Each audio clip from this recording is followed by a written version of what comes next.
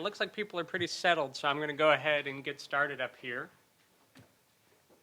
So welcome. This is the Developer Life Hacks for Jupyter Data Scientists tutorial. Hopefully that's the one you signed up for, and if not, it may be fun nonetheless. So I'll just start by introducing myself. My name is Peter Bull. I'm one of the co-founders at Driven Data. I'll tell you a little bit more about what we do a little later. But I also want to introduce Isaac, who's also one of the co-founders at Driven Data, and he's going to be co-teaching this tutorial with me. So we do a lot of data science, but also a lot of software engineering work. And we've been doing a lot of thinking recently about how to bring some of the best practices of software engineering to data science projects. And so that's largely what we'll be talking about today. So one of the things I think it may be valuable to do, I think part of the debugging process throughout this tutorial may be to talk to the person next to you and see if they can help you out. So I want to take this moment and have everyone turn to the people on either side of them and introduce yourself, and also tell them what your favorite Python package is. And it's okay if it's a popular one. Okay, I'm gonna tell everyone about my favorite Python package here.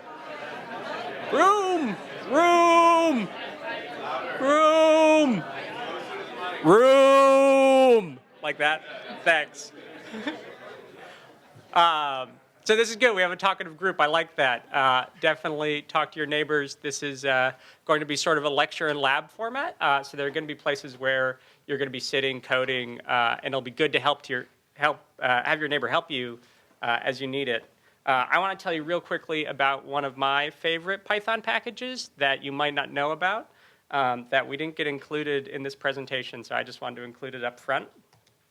And it is called TQDM. So,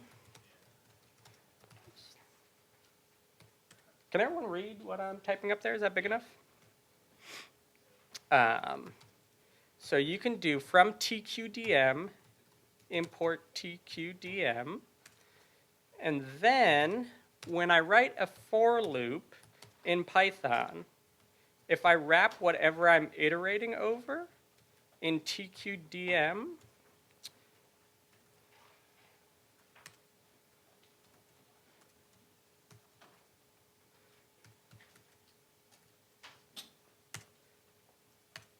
then I get a progress bar automatically printed out whenever that for loop is running. And this also works in Jupyter Notebooks. So if you ever have long-running code that's executing lots of for loops, you have no idea how helpful this is for estimating whether or not you have time to go grab a coffee before it finishes. So really cool package, super easy to use, highly recommended.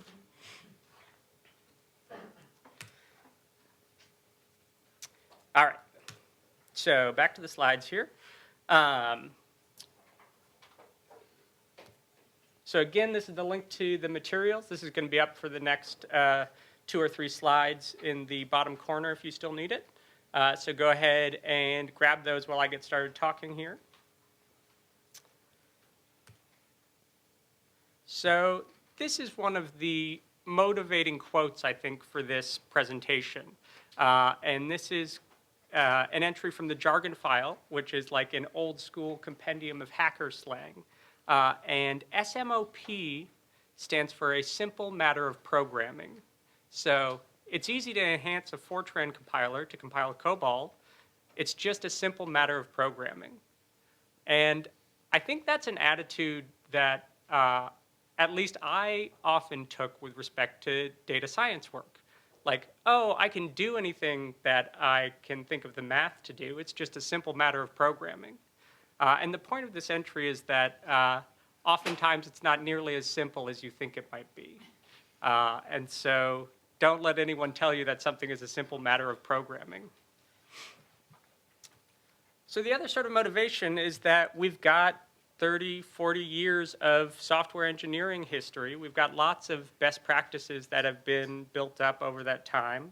And I think that there are lots of sort of lessons from how to be a good software engineer that we can bring into the data science world. So to sort of set up what we're going to do today, it's really going to be a smorgasbord of tools and technologies, some methods, and really trying to get some different components to your data science work that you may not be using right now, but will be helpful in your day-to-day. And so maybe a few of the things you've seen before, but I think there will be at least a handful of new and interesting things for most of the people in this room. So the topics that we're going to go through, and again, this is going to be in a sort of lecture and lab style. So we'll walk through this section and give some introduction, and then we have notebooks with some instructions for a lab for you all to work through, and we'll go around and answer questions while that's happening, and then come back again for another lecture. So we're going to go through some ideas about project structure and how to make that easy. We're going to talk about environments and reproducibility. We're going to talk about coding for reusability and refactoring code. We're going to talk about testing, and we're going to talk about collaboration. So just a little more about driven data. What we do is we run machine learning competitions for nonprofits, NGOs, and governments. So organizations that have a social impact. And we try to connect them with data scientists that have highly performant algorithmic solutions to some of the data questions that they have. So throughout the course of this tutorial, we're going to use a data set that's actually from one of our just for fun competitions. And it's a competition that is about water pumps in Tanzania. So the Ministry of Water in Tanzania actually releases an open data set that has the status of different pumps throughout the country. And it has whether those pumps are functional, whether those pumps are not functioning, or whether those pumps are functioning but they need some sort of repair. They're not quite up to spec. So that's the data set that for the labs and some of the lectures we're going to be working with, just to give you a little background and context for the kinds of things that we'll be looking at. And I think that the main takeaway of the tutorial should be this. Your life will be better if you use these practices and techniques in all of your projects. And it's not that hard to do so. So I think one of the things that we want to convey is that there's a little bit of overhead to some of these best practices, but the investment is definitely going to be worth it. And the overhead may be lower than you think it is. So throughout this tutorial, we're going to set a lot of things up, and you'll realize that actually getting in line with a lot of best practices is pretty easy to do and pretty easy to set your machine up to do for you. So that's really sort of the framing that we want you to take away from the tutorial today.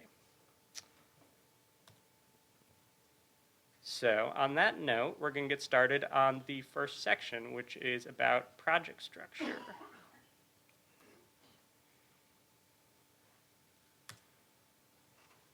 And I'm going to hand things over to Isaac.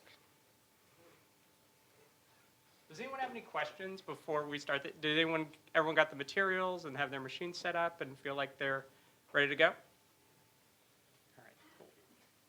We'll also be walking around when we kick off the first lab just to make sure if there are any snags with the environment or anything, we can get those sorted out. So this section is about project structure, and it's something that we've been thinking about a lot for the past year or so. And one of the inspirations for this has been doing some work outside of data science. So if I show people these, I mean, it's really hard to read, and the point isn't what the actual files are called, but what these are the standard boilerplate sort of project structures you get if you start a new Ruby on Rails application or a Django application. And so one of the things about using these frameworks is right in the documentation in the tutorial, the first thing you do is you start a new project. And without fail, you get the same sort of structure every time. Down the road, people's projects end up looking a little bit different, but the fact that the structures start out the same has set some cultural norms in these communities. So who here has worked with Django before? A bunch of people. Okay, so raise your hands again. Okay, sir, in a Django application, I'm calling you out here, don't worry, this is not a test. If I wanted to change one of the settings for my project, like a project-wide setting that was like a global variable, where would that live? That would be in the projects subfolder, whatever you call your project name. Right. The root, and then that's project's root name for Right. settings.py. In settings.py, every time, right? And like, people do some stuff later when their projects get bigger, they might split that up, but that's the norm. Like, that's how every project starts, and everyone knows to look there. Who are my Django people again? Fewer hands this time. Sir, where is the single entry point for running stuff in a Django application? Yeah, if I'm on the command line and I'm going to say I want to, set up my database to like manage.py. Okay, so those are some of the things where if you go into somebody else's code in a Django project, even if you've never seen it before, you have some assumptions about what's going to be there. And unless they've done some really weird stuff, most of those assumptions will hold, or you'll at least know sort of where to look. Here's another example. So I know not everyone's a Linux user, but the same thing holds in Windows in various different ways. So just like map this to Apple or whatever it is that you use on a day-to-day basis. But here's another example that we see very commonly. And right here is what you get when you list the contents of the root folder in any sort of kind of Unix system. So who here uses Unix sometimes? Linux, BSD, Apple? Yes. Where would I find, if I were to maybe plug in a thumb drive, where would I maybe expect that to get mounted, usually? /etc mount or /user mount, something mount. Right, exactly. Like, it's different on different systems. It might be /MNT, it might be /media, but there are a few places that you would think to look. And if you start a new user, who are my people again?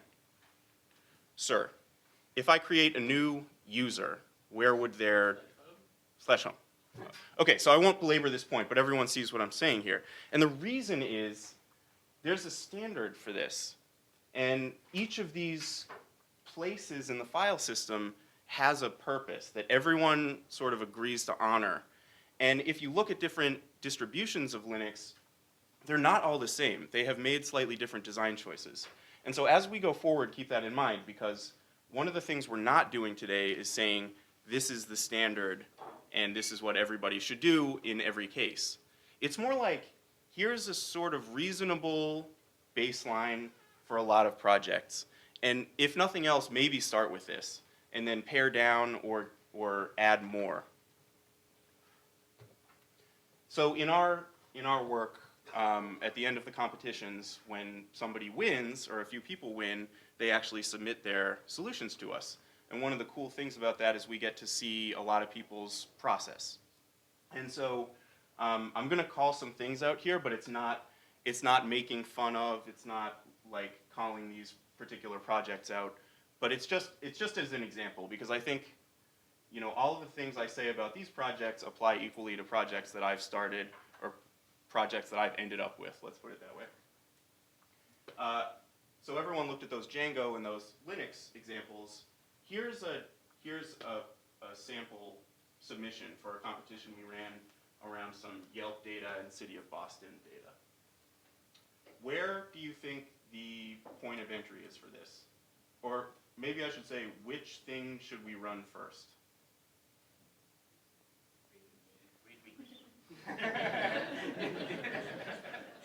Yes. Which is the original data set here? The one that came from the site, without any modifications yet? And which ones were saved out midway through with some extra stuff added on? Yeah, it's hard to tell. And I think if you look at some of the other projects, there's more or less structure a little bit, but most of the data science work that I have run into in the wild, I tend to think looks a little more like these, where there's a lot of stuff, and it's not really clear where we're supposed to start or what we're supposed to do, or whether it will even run on my machine. And so I think what we're working with is the spiritual equivalent of this picture, which I don't know about you guys, but when I look at it, I find it very demotivational. It makes me not want to do work, and it makes me despair of finding the thing that I want to find. So this is an Amazon bestseller and a New York Times bestseller, and Peter put this in the slides a while back, and I have to confess, actually, neither of us has read it. Probably won't, but the cool thing about this is I feel like you get the book just from the title, and so I feel like I did a lot of soul searching just reading the title, and I don't really need to read the book. But there's what it gets at is this idea that, like, just by organizing things and cleaning up, we can put ourselves on the right footing for doing stuff the right way from the very beginning. So one thing that we released not too long ago was a boilerplate structure to start data science work, particularly collaborative data science work. And this project has a few opinions, and I think those will become a little bit more clear as we go through this. But one of the main goals of it is just to start establishing some norms, or it's not that we expect everyone will have seen one of these before, at the very least have some naming conventions and things that make it easier for me to open up Peter's work and him to open up my projects and know where to look and know where things start. So this is going to be very hard to read from the back, but I just want to talk a little bit about what this structure is like. So there are a couple of things in the directory that will be familiar to most people, like a license and a README. But just to go through a few of the directories that we've established in this structure, I think one of the ones that's like a core part of everyone here's projects is a folder called data. And within data, we don't think that all the files live together. So actually, within data, we have a raw folder. And the idea there is that's the data that you get from your company or from the database pull or from your client or wherever it came from. And after that, it doesn't get touched. So you know that that is the clean, or if not the cleaned, that is the original data, right? So I think a lot of the problems arise when we start doing stuff with the data without documenting what that process is. So we've broken out raw to its own directory. There's a folder called external, and that is for data that comes from other places. Like if I'm going to take data from my company and join it on the US Census data. Census lives in external. I didn't make it, I got it from somewhere. And that also doesn't get touched. Wouldn't that be true of raw as well? Raw as well. So I may have generated the data in raw, but it's like that's the starting point for the stuff that I'm going to be doing in this project. I'm going to be loading it and transforming it and doing different stuff with it. So it's more like the core data. So that's sort of like the central data. Because I find usually the raw comes from other sources as well. You get it, it's your... Yeah, totally. So a lot of times the raw comes from, it's not under your control. And then that's why you're going to have to start cleaning it up and doing stuff with it. And so I think one of the ideas here is sectioning that off behind a bright line and saying, this is what we got. We didn't, if we start cleaning that up, then we're changing the history of the data that we got. And so then we get to the end of our project and we're trying to do this on another data pull or something. If we were operating right on that original data, it gets a little bit dicey. So that actually brings me to the next piece of this, which is interim, which would be like, if we're going to start generating a bunch of stuff that we're not quite going to be using for the final analysis, but it will be used by other pieces of our analysis, maybe we store those in interim. So they're separated from the original data, but we know that they're not the final data set. And that final data set goes in processed. And I'm going to speed through the next few. Docs, that's if the project's big enough or it has enough people working on it that you're really going to flesh out some documentation for it and start writing like a manual, that would live in docs. Models, that would be like at the end when you've done a bunch of statistical modeling and then maybe you're saving out the weights of like a regression model or something. Or you're taking some model in memory and pickling it to a file, that might live in models. And or you could put model predictions, if that's the point of your project, in models. Notebooks holds the the Jupyter notebooks or whatever kind of notebook software. I think probably most people in here are using IPython notebooks, but there are a few other kinds. Notebooks would hold those. References is like, here we got a data dictionary from somebody else. Here we have a PDF that describes some of the business processes that we would need to know about. But it's not actually data, and it's not stuff that we've generated about this project. Reports and figures, that's sort of self-explanatory if we're going to generate reports. The requirements.txt, where we have codified all of the dependencies that our Python code needs to be able to load and run. And then the source directory, where if we're writing code or refactoring code from our notebooks, this is where that would live. And I think there are a lot of different ways to do this, and I don't think there's one size that fits all, but if you were going to say you have a part of your project where you're fitting models, and then you also have a part of your project that's a web app, you could just create some different folders in there and have them both live in the same repository. Whatever's appropriate to the project. Does anybody have any questions on that? Yes? If I release this as a generic Python package, would my package be called folder? Yeah, so that's a great point. This is not set up to be a Python package. So this actually, I should take a step back. What we actually put up and what we'll be using here today is a package called Cookie Cutter Data Science. And Cookie Cutter is sort of like a meta Python package that takes some structure, boilerplate, and then you put in your specifics for your project, and it gets you a new blank template with your project-specific settings. So Cookie Cutter is this package. There are cookie cutters for Django packages. There are cookie cutters for Python packages that you might upload to SciPy. There are cookie cutters for all sorts of things, including non-Python things, because it's just a general tool for like making these reproducible templates.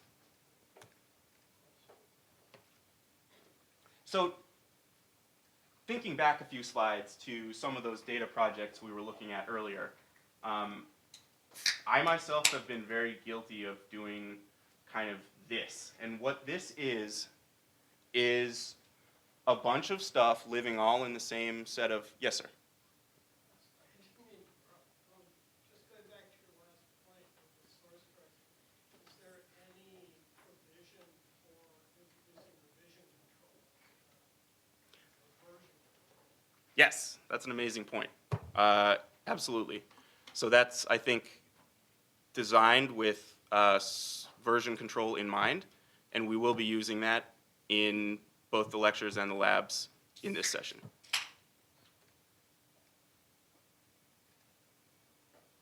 So this is sort of like a map of a sort of typical data project that you might stumble upon in your colleague's folder, right, on the shared drive. And there's like some data living there that came from various places, not 100% clear. In the top left, that cool blue cloud is supposed to be the internet. So maybe there's like a script that gets stuff from an API or it scrapes a web page or something. Data's going into a few of these ad hoc notebooks and out of the notebooks. Some of the files are being read and then written to, so it's not really clear what order things come in. And like when you come into a project like this, it's very difficult to figure out what you're supposed to do and where all of the things came from. So I think a lot of people in this room have decided like Jupyter notebooks are awesome. And I am totally on board with that, and I think a lot of people in here are like all in on notebooks. One of the things that we see a lot as a pattern out there is using like a master notebook, and that has everything. You start with nothing, and then you pull in all the data, and you save it out places, and you read it in, and at the end, you maybe output some analysis or like train models or something. But this still has some of the same problems as we had before. What if the data pulling from the API or the scraping takes a really long time?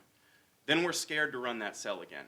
What if we're doing stuff and we know that that takes a long time, we don't want to run it again, but now we're running our cells out of order?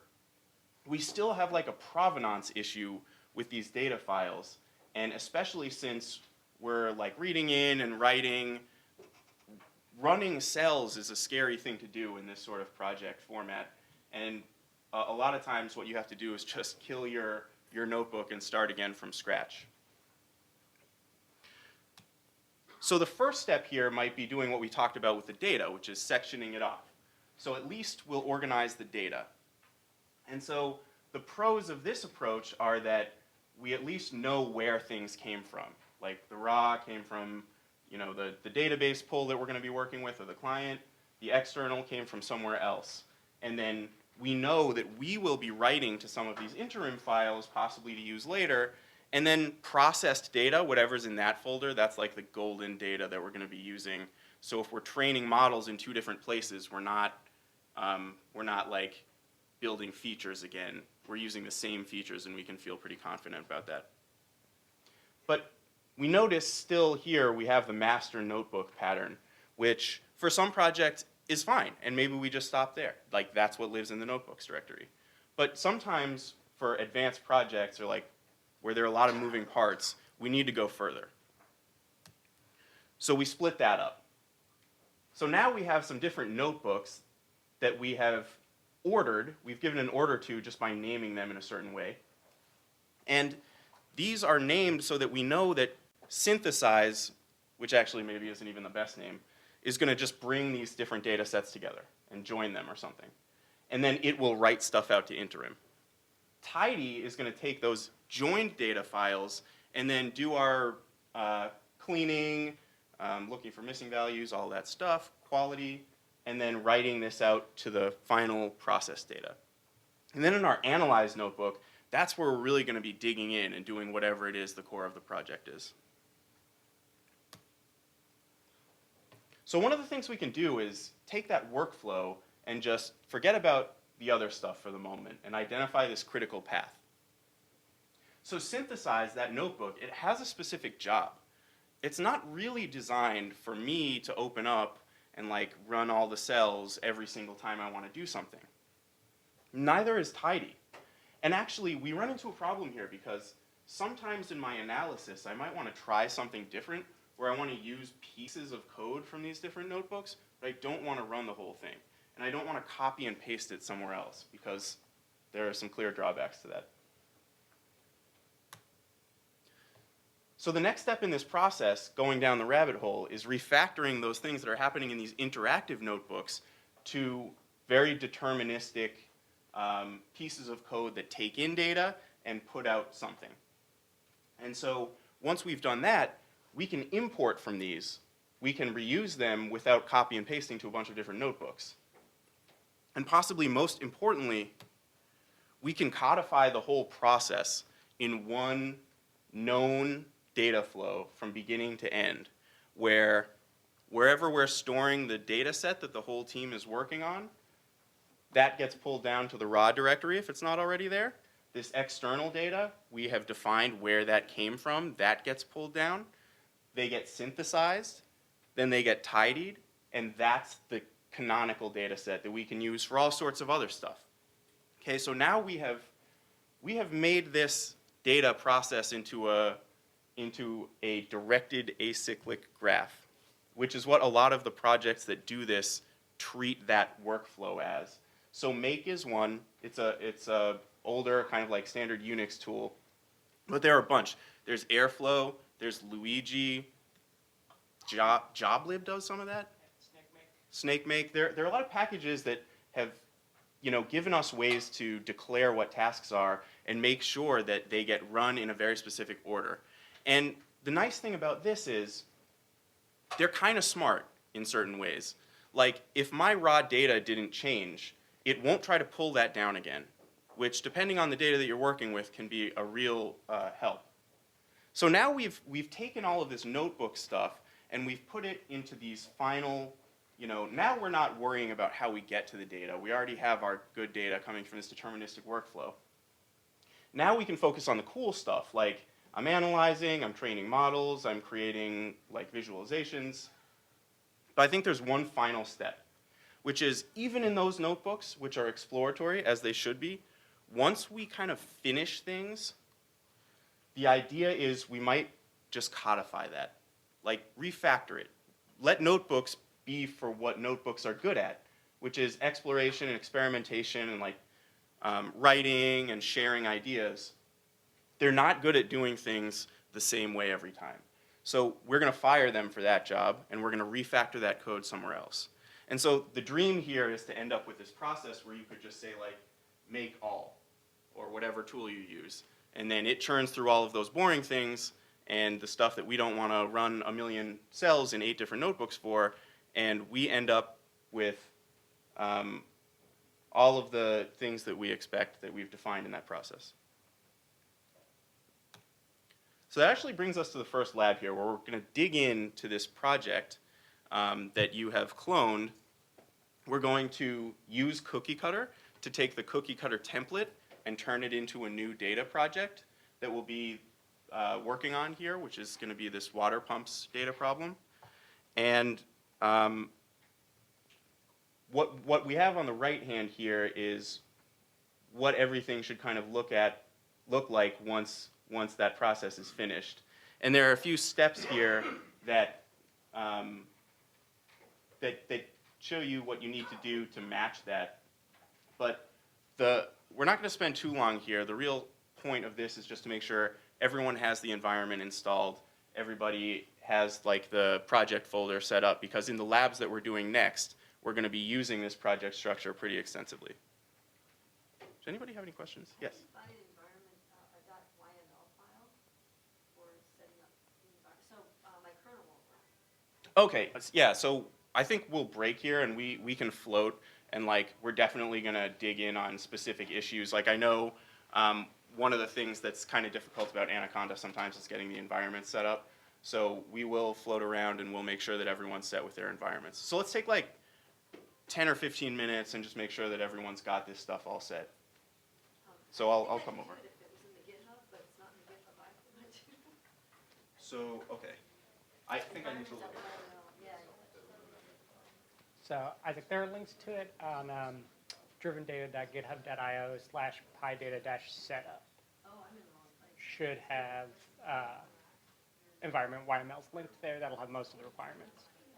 So, but just for the record, if you're looking at setting up a Conda environment right now, we're actually going to walk through that a little later. So you don't need to like fully set up your environment yet. The first thing we're going to do is start with the project structure, and then walk through the setting up an environment. So I think.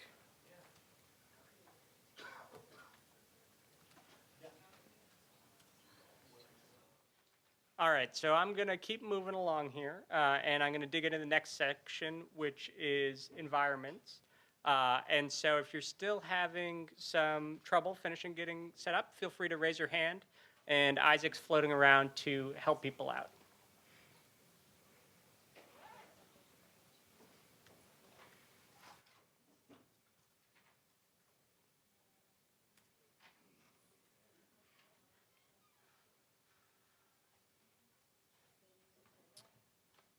So one of the things you've probably seen if you've worked on projects with other people, or even if you've gone back and looked at your own code 6 months after you wrote it, is that it can be very hard to make your code run again and to reproduce your environment.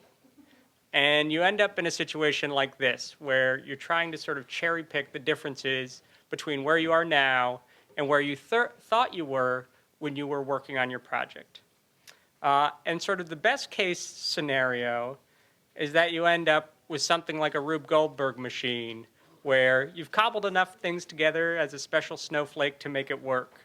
And it'll run on your machine and do something incredible, but I think we can anticipate how fragile that might be. So one of the things that we like to talk about is the minimum reproducible environment. So giving someone who's using your project, or even yourself in the future, what is the absolute minimum they need to reproduce this? You don't want to include every package in the whole world in every project that you have. That's going to be a huge headache for anyone who's installing things. Let's say you have a project with complicated dependencies that you have to compile. If you don't have to include that because it's not used by your project, then that shouldn't be part of your dependencies for the project that you're working on. And one of the things that is from a great blog post that we'll share the link to is that isolation of your environment, as that increases, the repeatability of your project increases.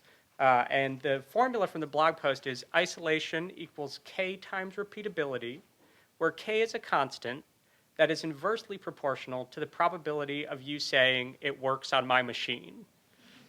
So the goal here is that you're not emailing your collaborators and saying, well, it works on my machine, because there should be enough sort of setup in the project itself that they can reproduce your environment.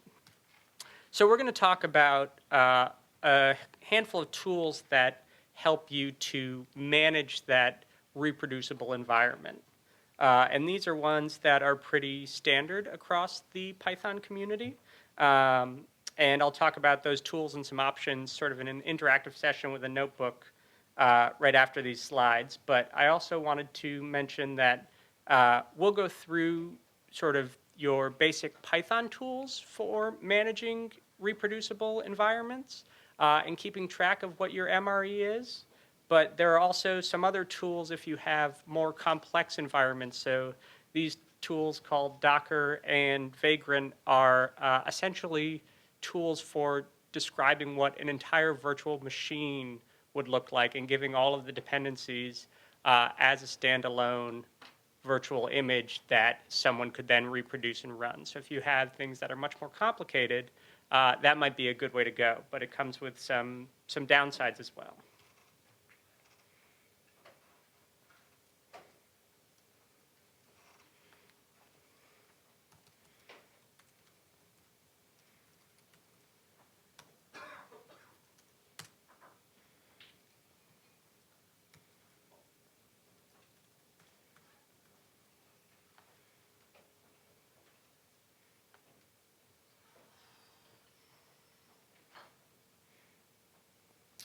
Let's see, so is this sort of big enough for everyone to read here, the code that's in here?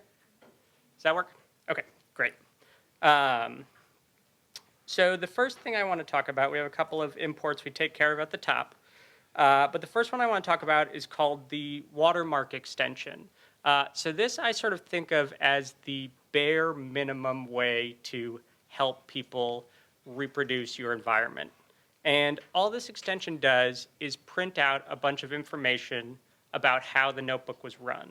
So including a cell with a watermark either at the top or the bottom of your notebook lets anyone else who then looks at that notebook know what version of Python you are using, what version of particular packages you are using, if it's a GitHub repository, what the commit hash was, so where in that Git history the notebook was run. And so installing and loading that is pretty easy. Just do a pip install for the watermark package, and then you can do load extension watermark in the notebook. And for the record, you should be able to, if you do Jupyter Notebook and go into the lectures folder, you should be able to also run these cells along with me and change things if you want to play along while I'm going through this. But you'll also get a chance to do that during the lab right after this. So then with this watermark line, I can get output that has the author's name, the date and time, the version of Python that we're working with, the version of NumPy, the version of pandas, because I specified those in my command line here, and then also the Git hash that my repository is currently at. And this is an especially useful tool if you're going to be sharing your notebook as something that someone might read. So if you're going to, say, post your notebook as a blog post, imagine 2 years later, someone searching for a piece of code, coming to your blog and being like, oh, I can copy and paste the code here, and it's going to solve some problem that I was having. But then they run into issues because they have newer versions of packages that may have broken some of the APIs you used. And so this lets people know at what point in time and what point in the life cycle of these packages your notebook was run. So this is sort of the bare minimum, and it's super easy just to install this extension and either at the top or bottom of a notebook that you're running, include that watermark. So the next thing I want to talk about is isolation, so creating isolated environments where your project will operate. So the idea here is that I may have many different analysis projects happening at one time. And let's say I'm collaborating with Isaac on something, and he's working with an older version of Pandas because he needs to deploy it to a web server where he can't control the dependencies, and that's the only version he can work with. So I need that version of Pandas if I'm working on that project. But I've got a project, and I need some new pieces of the API, and so I want to have the latest Pandas in this other data analysis project that I'm working on. So I want to have isolated environments where I can keep different versions of different packages, different versions of Python separated from each other. And Conda gives you a nice tool for doing this. And there are a couple other ways to set up environments. So you may have heard of virtual env and pyenv as ones that are popular in the Python community. And those also work well for managing virtual environments. But if you followed the setup instructions that had you install Conda, then you can use the Conda environment tool to do that. So I'm actually going to walk through that here.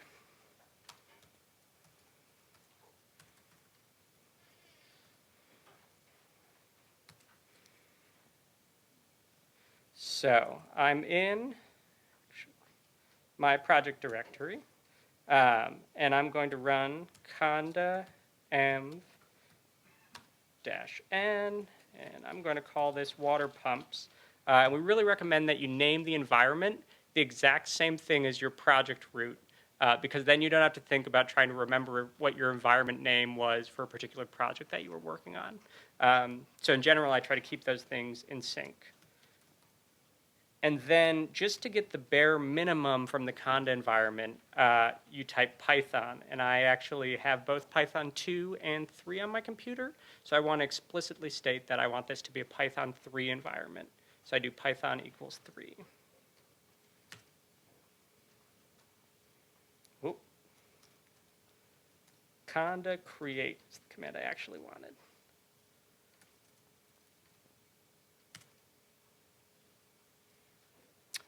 So it gave me an error because I already created that environment. So I'm going to go ahead and violate my own rule and call this water pumps 2, so you can see this actually working.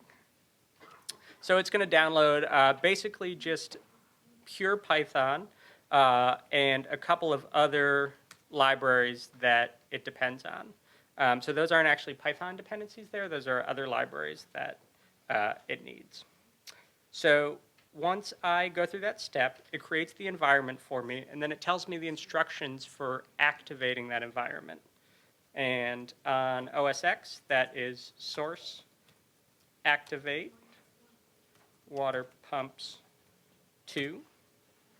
And you don't have to be following along with this right now on your machine. You can, but the lab instructions are also to do this. So you'll have a little time when I finish to make sure you can reproduce this on your own machine. And on Windows, you actually don't need the word source. It's just activate and then the environment name. And then to leave that environment, you can do deactivate. So you'll notice on OS X, it's source deactivate. On Windows, it's just deactivate. You'll notice that my command line, my prompt itself, gets prepended with that environment name when I'm in it, so I can remember what environment I'm actually executing from.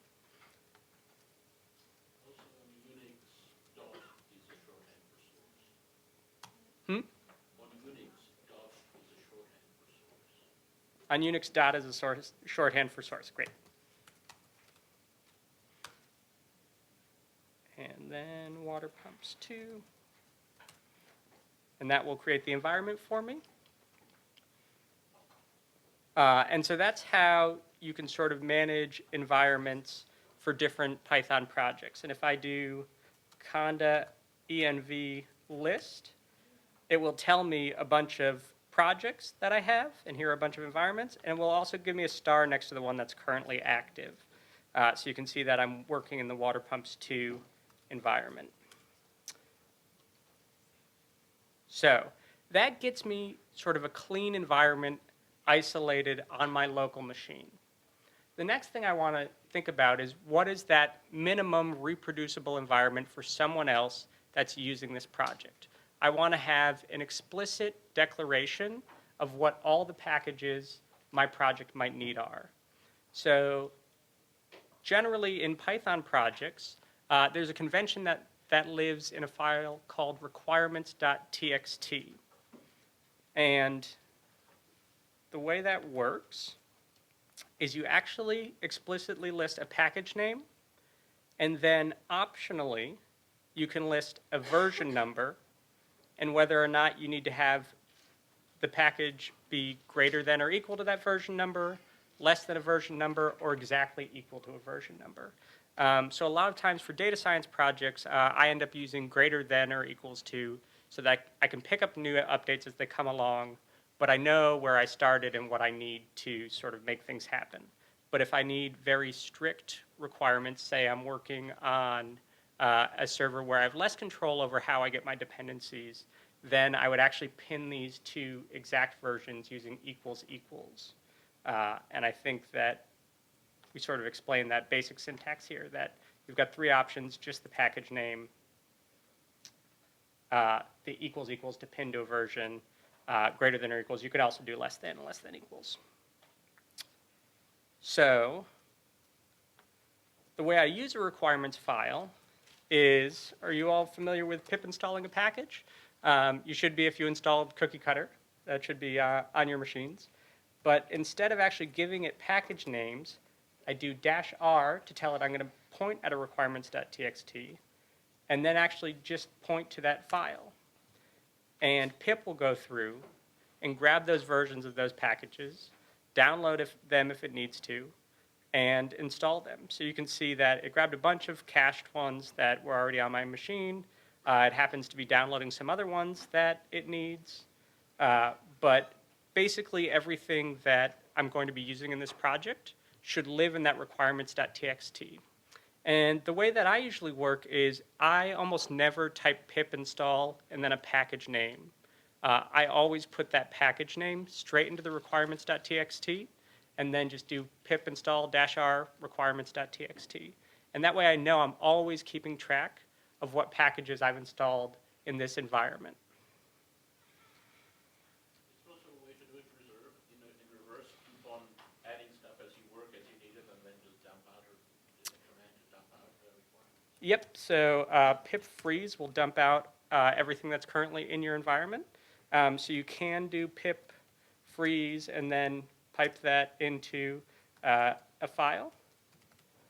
So if I do new requirements.txt, this will put all of those requirements that were listed into a file. One of the downsides here is that it's going to pin all of those to exact versions. So if you want that, it's great for it. But if you want more flexibility, then you lose that by using freeze.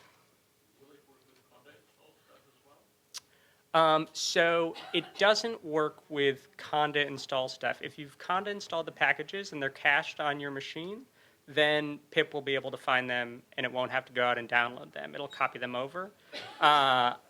The reason that we favor requirements.txt is that then we don't have an opinion about how someone else creates isolated environments on their machine. So generally, anyone who has Python also has pip. And so we use pip's requirements.txt to define that. We don't mandate that everyone we work with has to have conda installed and use that to manage their environments.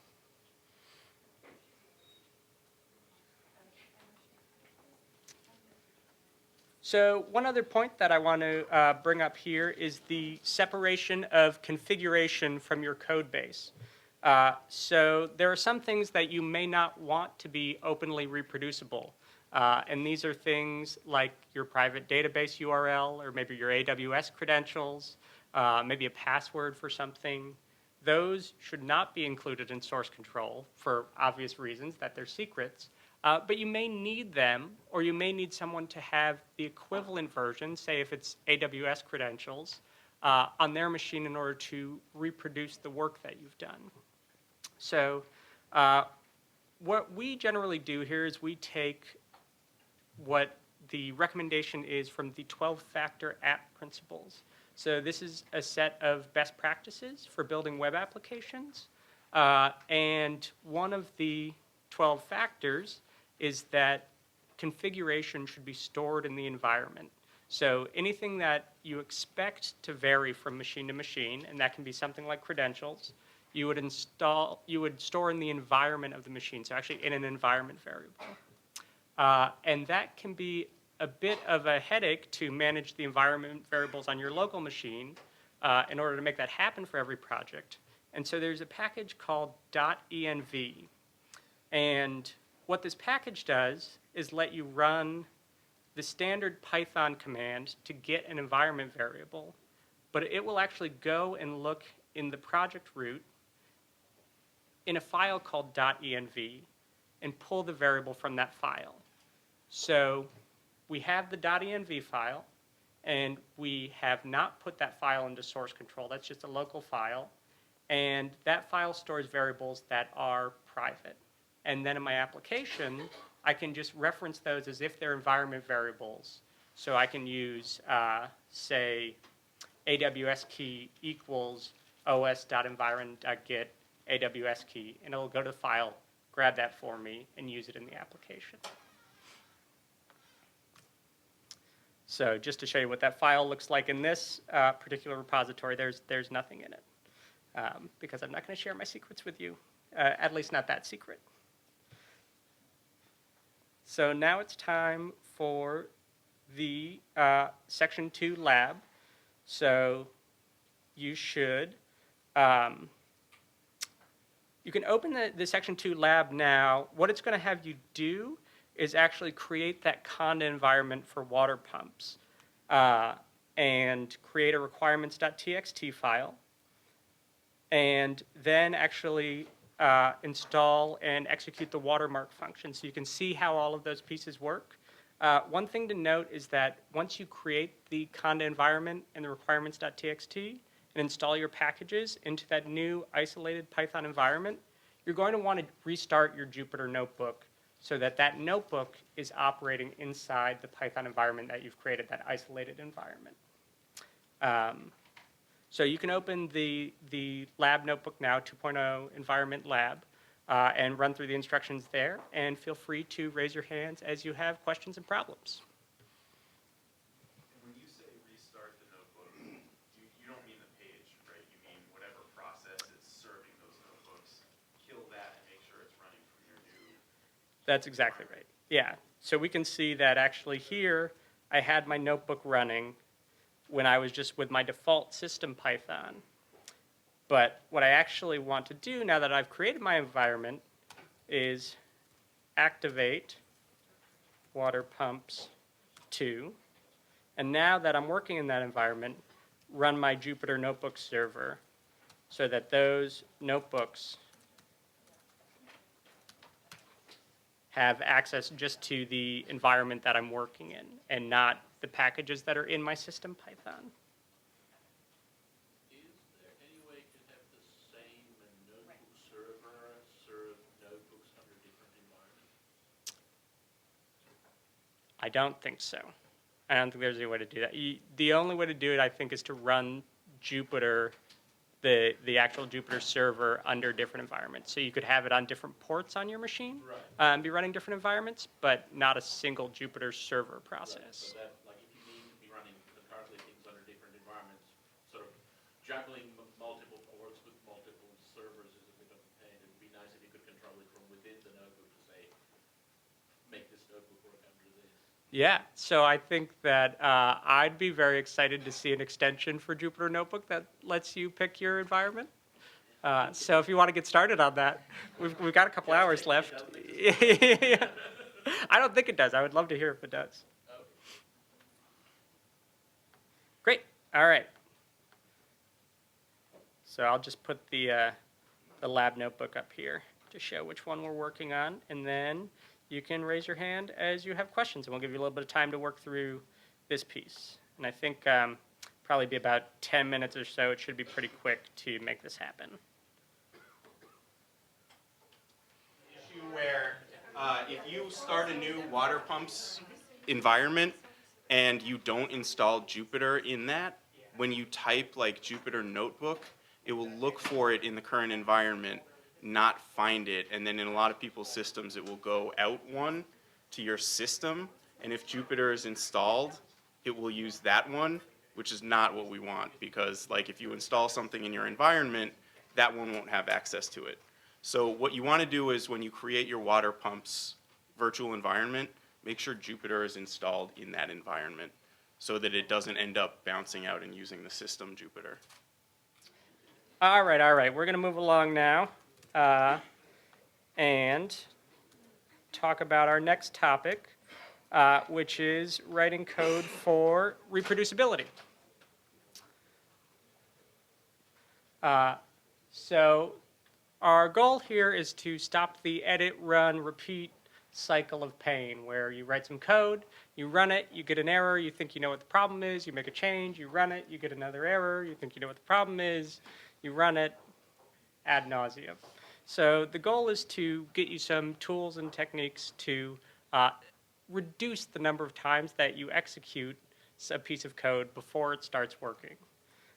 So we want to move on from the current process, which sometimes looks like this.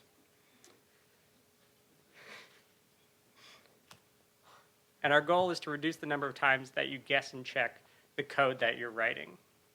And one of the things that often ends up happening when you're working in something like a literate program environment like the Jupyter Notebook is you'll write some code, and it'll work for you in one scenario, and then you'll copy and paste it in another cell, and you'll make some changes to it.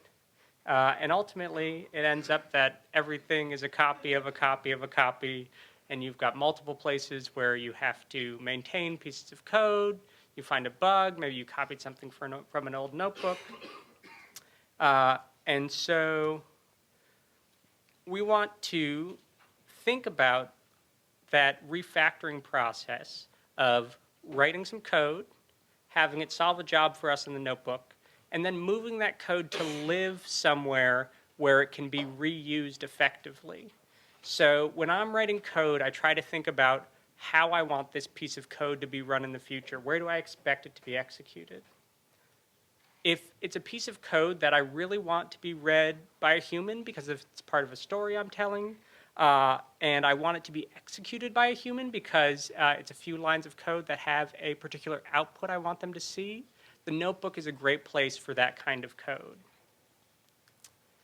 If it's a piece of code that's going to be executed by multiple notebooks, by multiple files, if it's a piece of code that I expect to be executed by a machine, then it should at least live in a Python file, a standalone .py file that you can reference from a notebook and use it there. You can reference it from another Python script and use it there. Or you can have a machine just run that directly without having to sort of start up and execute all that Jupyter infrastructure. And finally, if you're expecting your code to be executed on many machines or by many humans, maybe you have code you're writing that would be useful across analysis projects that you're working on, then that should get refactored out into a separate Python package. And you don't have to make that package public. You don't have to upload it anywhere. You don't have to have it on a public repository. But the package structure lets you install and maintain that code base in one place, but import it across different projects you're working on. So it's always referencing that same piece of code that you maintain separately. But sometimes when we're working on these kinds of projects, things go wrong, and we have problems, and we end up on bug hunts. So this section is going to be about refactoring code, about writing code for reproducibility, and about tools for debugging code that help make this a little easier. And the first method of debugging I want to talk about is something called rubber duck debugging. So there's a book called The Pragmatic Programmer, and in a footnote in that book, there's a myth that's sort of lived on in the software engineering world. And it's this myth of a programmer who used to carry around with him a little yellow rubber duck. And every time his code didn't work, he'd set the rubber duck down next to his monitor, and he would explain line by line what that code was doing to the rubber duck. And more often than not, he found his bug by explaining that code to the rubber duck, rather than bothering a colleague, rather than going to Stack Overflow. It is a simple way, just the act of explaining your code out loud to really start your debugging process. So when I'm writing code myself, that's usually what I start. Like, if you watch me code, sometimes I will be mumbling out loud what my code is doing as I'm hunting for the bug that I have. So that's a great place to start, but sometimes you need bigger guns. So we're going to talk about some tools for easily debugging things inside the sort of Jupyter environment, and then in other ways that let you find your bugs more effectively and track down how to fix them. So again, I'm going to run through the section 3 notebook here, and if you want to follow along in the lecture, you are more than welcome to do that, and then we'll have some time to work through some of these ideas in a lab where we're actually going to be writing some code that does some data analysis.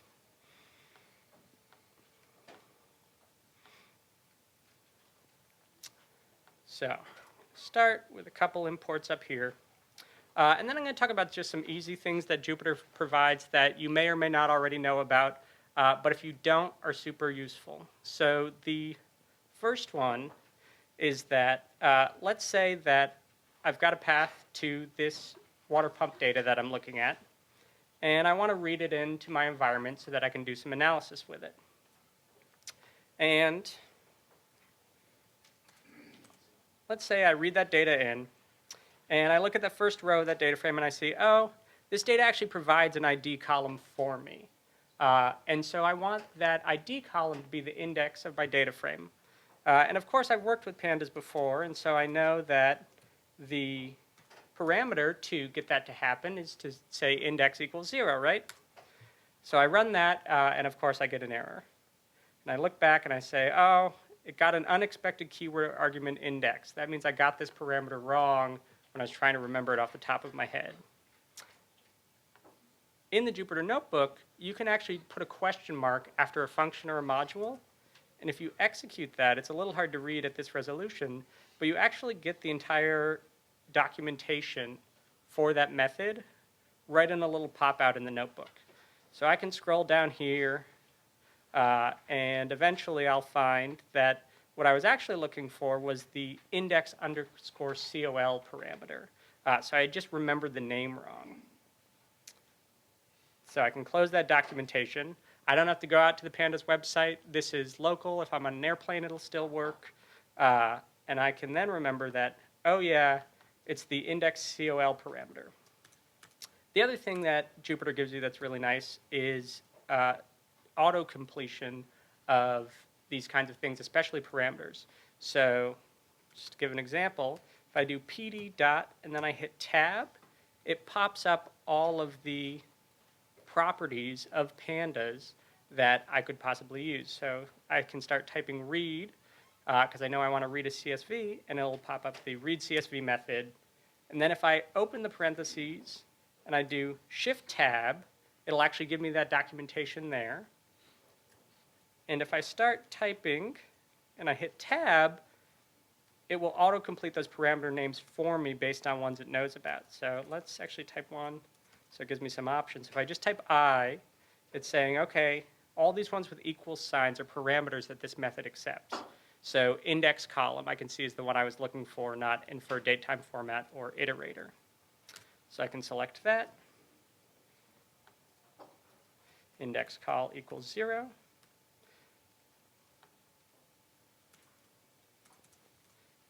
And let's see what I did wrong. Oh. We're referring to the path here. I actually created a variable with the pump data path up here. So that's what I should be using when I load this. So now I see my ID as my index. So let's take a quick look at this data set. We'll use the describe method on a data frame to take a look at the numeric columns that are included in this data set. So we see amount TSH, which is the fee for using a water pump if there is a monetary fee. We have the GPS height, so I think that's the altitude of the pump. We have its longitude and latitude. I'm actually not sure what num private is. And then we have a couple other things like population and construction year. So one thing that I might start by doing if I was working through some analysis here is to just plot what these look like.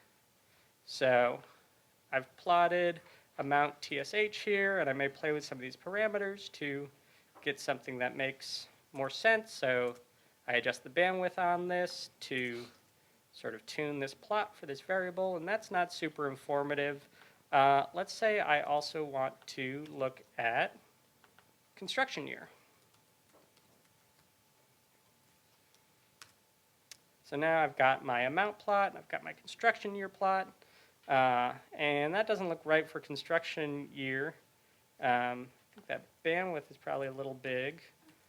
So let me see if that actually gives us.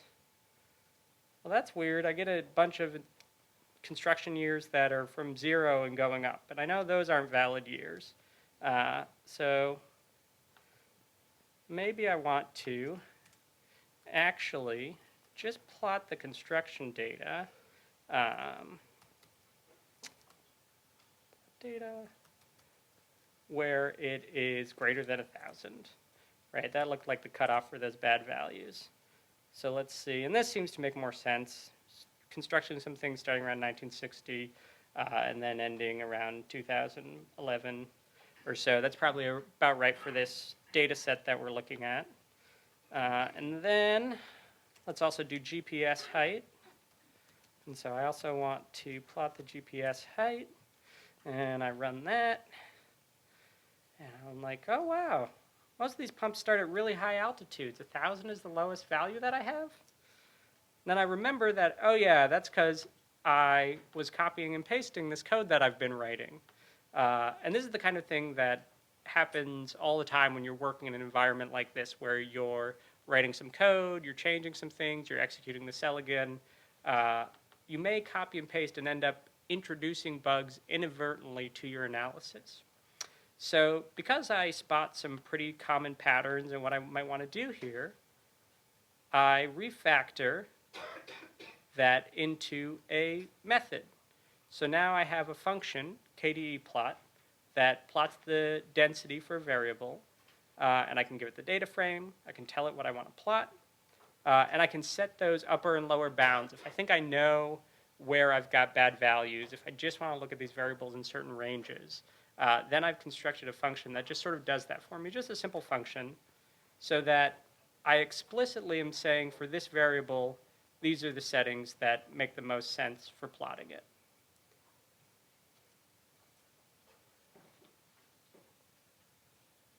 So that's the first sort of refactoring I want to talk about, is just refactoring things from copying and pasting code into a function that stands on its own.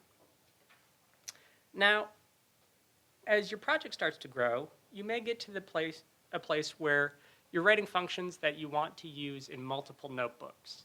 And a common pattern is to copy and paste that code from one notebook to another. And then you find a bug in that code. And then you have multiple places where you have to fix the bug that you've created, and you have to remember where those are, or you have to go hunting for them. And so in that case, it makes sense to have a piece of code that's referenced in multiple notebooks or multiple Python files to live in its own Python file, and actually let the notebook import that code.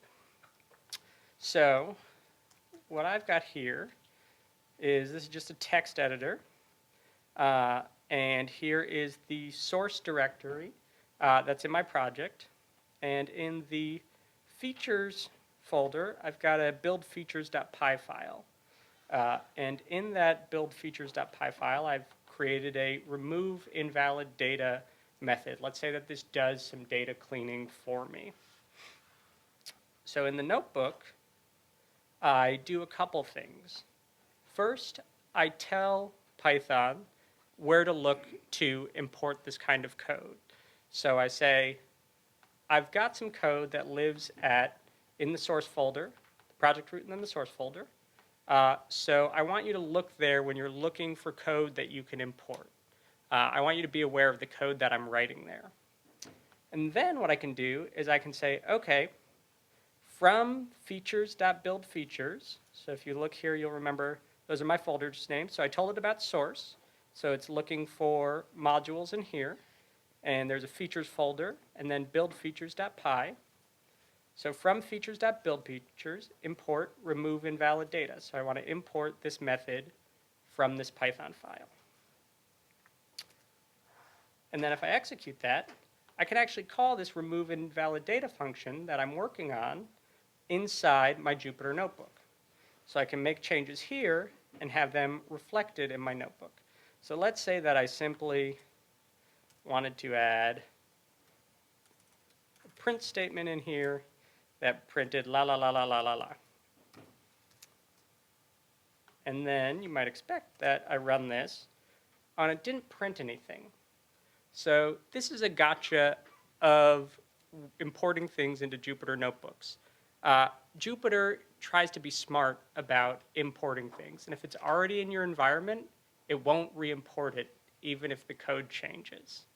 So I've changed the code. I try to execute this, and it's using its cached version that it's keeping in memory. It's not going back out and re-importing that code. So what I need to do is I need to use a Jupyter extension where I can explicitly say, this is a module that I want you to reload every time you execute. Don't try to be smart about caching this, but just actually load this from the source file every time. So I'm just going to restart my kernel here so that it's clear I'm sort of starting from scratch. And then I'm going to load the auto reload extension. And this comes installed with Jupyter, so you don't need to download the auto reload extension somewhere. You don't need to pip install it. And then I'm going to set the value to 1. And that means that I want you to always reload modules that I've marked with this A import magic function, right? %A import. So now I do the same thing I do above. I import OS and sys. And I append that source directory to my path, so I tell Python where to look.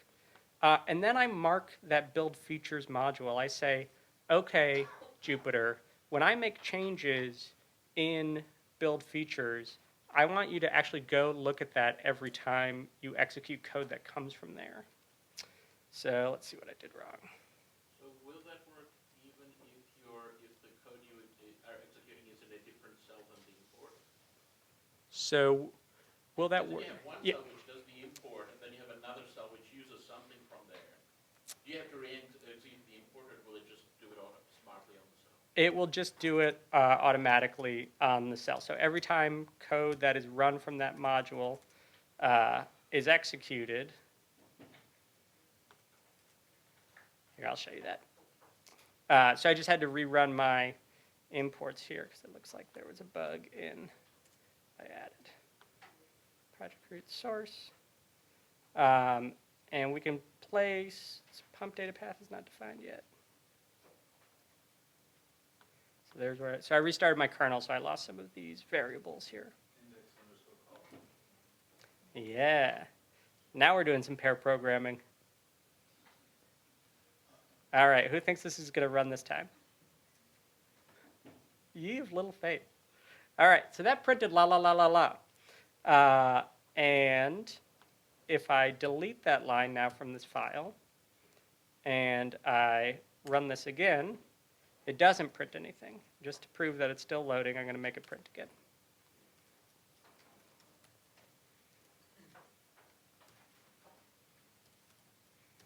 So I make that change. And then this is a separate cell from where I did that import, right? So this is answering the question that you had about whether all the references will actually go back and look at that source file. If I run this, it does print. So this is the way that we set up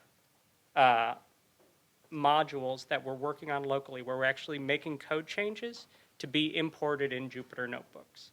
This is the easiest way to write some code in a separate Python file and be able to import it across notebooks that you're working on.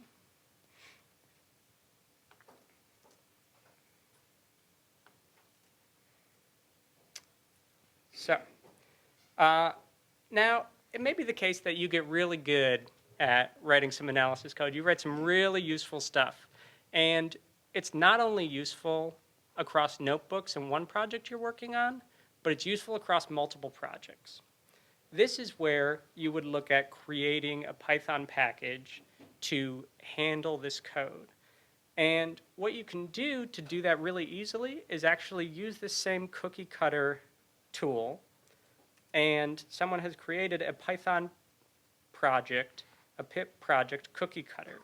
And so if I go to the command line and I actually run this command, pip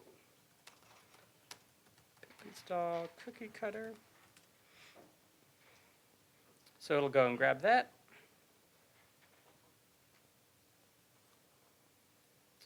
And now if I run this command, it'll say I've cloned that before, and this will be the same sort of process that we did to create our analysis project, but this will create a Python package for me. So I may just accept some of these defaults. Let's call this pumps package. Description, give it a version number, and now it will create a pumps package folder for me that if I go into it, we'll see it created the skeleton of a Python package for me. And this is the same sort of way that we created that skeleton for an analysis, but this one's actually just for a Python package. And what I can do here is I can do pip install -e period to say this directory. And what this actually does is the -e flag in pip means editable. So this is telling pip that I actually want Python to think that this package was installed across my system. But when you go to run code from this package, come here to my source directory and pull the code from here before you to interpret it. So this is installing a handful of dependencies because they came with that project structure by default. It's got a set of default dependencies in there already, and so it went and downloaded them. So pip install -e, and then the directory to the project you're working on. And so that's in the lecture notebook here, is that actual pip install command.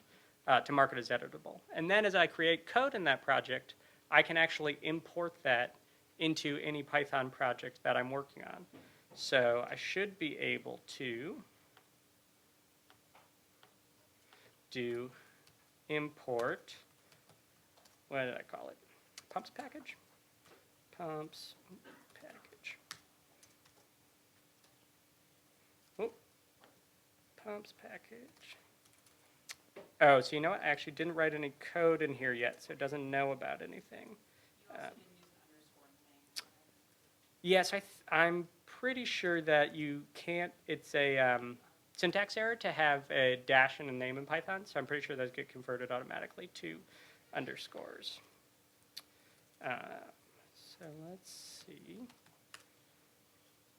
So here's the package that it created for me, and in here, in the actual Py file that's in this package, and I'm just going to put it right in the init.py, I can define a method, just print something. And so now, water pumps 2, I'm going to make sure that my notebooks are running water pumps 2 as well. And it's not. That's why I couldn't find my package.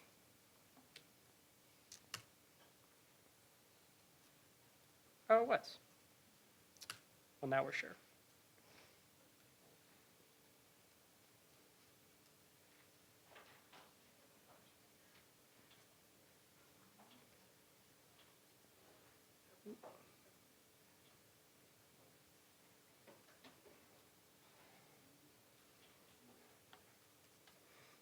So let me run some of these cells that define the variables that I may need later on. And we're going to use this plot one. So I'm going to run that.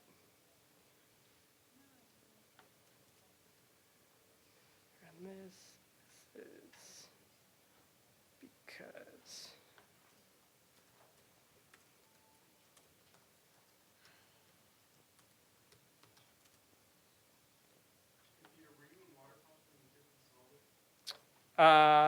I believe I was. That's a great question.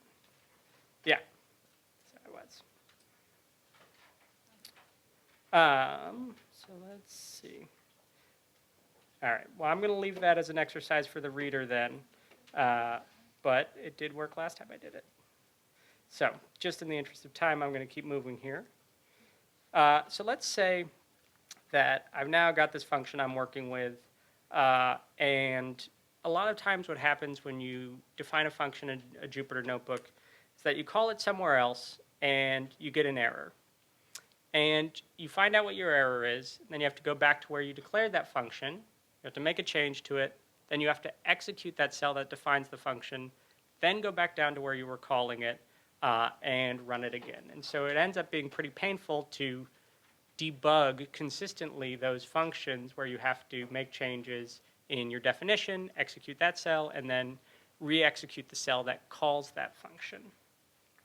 So I want to show you one of my favorite tricks that's in this tutorial, and this is the debug magic function. So when I execute this cell, what's actually going to happen is it's going to put me into the environment where this error happened. So I executed KDE plot, and I have this stack trace that is an error that I had. And then if I go debug, I get this command prompt. So you can see my blinking cursor there. I'm going to put it in the middle of the screen. And there are a couple of commands that I list out above this that you can use to navigate and interact with this environment. So if I hit U, that's going to move me up a level in the call stack. So right now, I'm like way down in the pandas internals somewhere.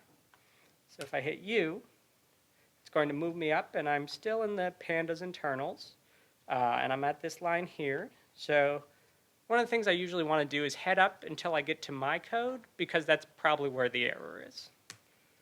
So I'll go up again, and I'll see that we're in pandas still, and I'll go up, and I'll see that, okay, now I'm actually in this KDE plot function. And I've got a command prompt where I can interact with all of the variables as they were defined when this error happened. So I'll say the error I got is this type comparison error. So I look at my code here and I see, okay, I'm doing a comparison. It's pointing me to this line. I'm doing a comparison here. What happens if I actually just inspect what that is? Okay, I try to do that comparison. I see the same error. So I've already found the spot in my code where the problem is. So that's a pretty good start. But I also want to think about how I'm going to fix this. So I can't compare a timestamp with a string. So let's see what upper is. Upper is this timestamp. Okay, let's see what plot data is. And I run that, and I see that it's this series from pandas of type object, which means that they are strings. So I've got these strings that I'm looking at. So what if in pandas I actually convert that series that's a string to a date time? So to date time plot data. I do greater than or equal, or it was less than or equal to upper. So let's hit enter to run that. And now I see that actually executed correctly. I get this Boolean mask out of it. So if I go way back up and look at this original code where the error was, I'm trying to create a mask for this data set. And so I want this comparison to be a series of trues and falses. And now just by interacting with that in the error state it was already in, I can figure out what is the code fix that I need to make, and I can go make that in a cell so that next time I run this, I'm not going to come across this same error. And I think this is a debugging process that's a lot quicker than it might be to make a change in the definition function, run that again, run where I call it again, see what my new error is, and sort of go on and on throughout that process. So that's the debug magic function. So one of the things that I'm going to note here is I'm going to type Q to quit the debugger. If I don't quit the debugger and I try to execute this cell again, it's actually going to keep my kernel busy so that I can't keep using my notebook, but I'll no longer have access to that debugger session, and so I'll have to restart the whole thing. And so that's just a word of warning. If you're using the debugger, make sure to type Q to quit it while you still have that little interactive terminal you're working with. So debug's nice because if I see an error, I can put debug in the next cell, and then I can start interacting with the environment where that error happened. But a lot of times I know I'm going to make errors, and so I can actually turn on that behavior by default.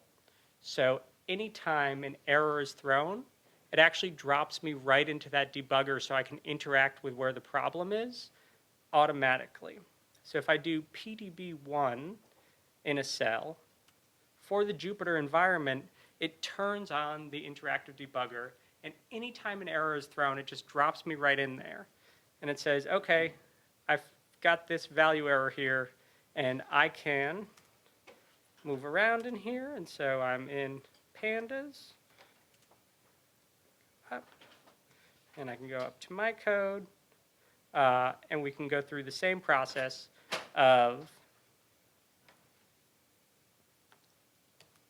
finding where that error is and updating the code.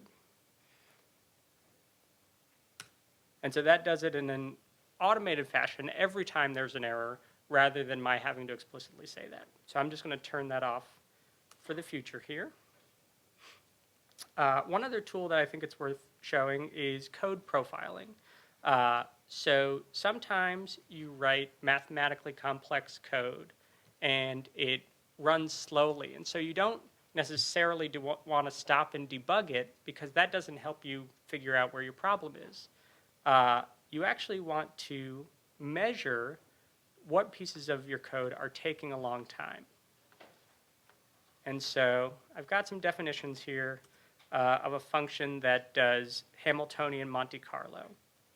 And if I run this, it samples from this sort of complicated function here and prints that out, and it gives me a bunch of statistics about that sampling. And that takes a relatively long time to run. I had to wait a while for it to produce those. So in a Jupyter notebook, I can preface that line of code with prun, and that means profile run. And that means I want to keep track of what happens when I run this function so that I can look at the performance of it. So if I execute this, it'll take about the same amount of time or a little longer to actually run through this.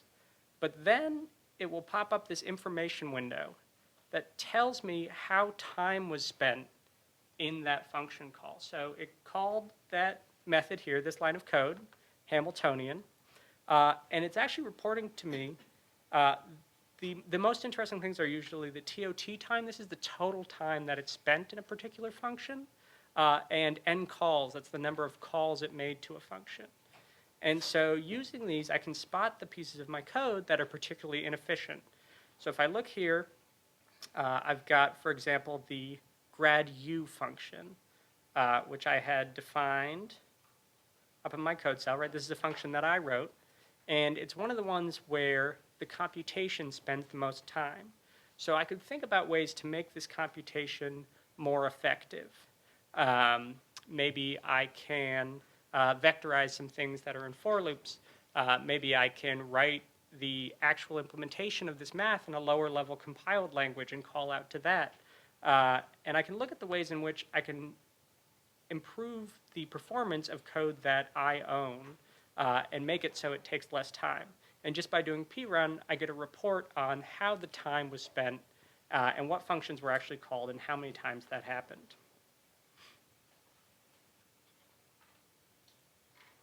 So one other thing I want to show you quickly is the world beyond Jupyter. So the debugging tools I sort of mentioned here are pretty useful, but there are other environments where you can do these kinds of things that are even more powerful.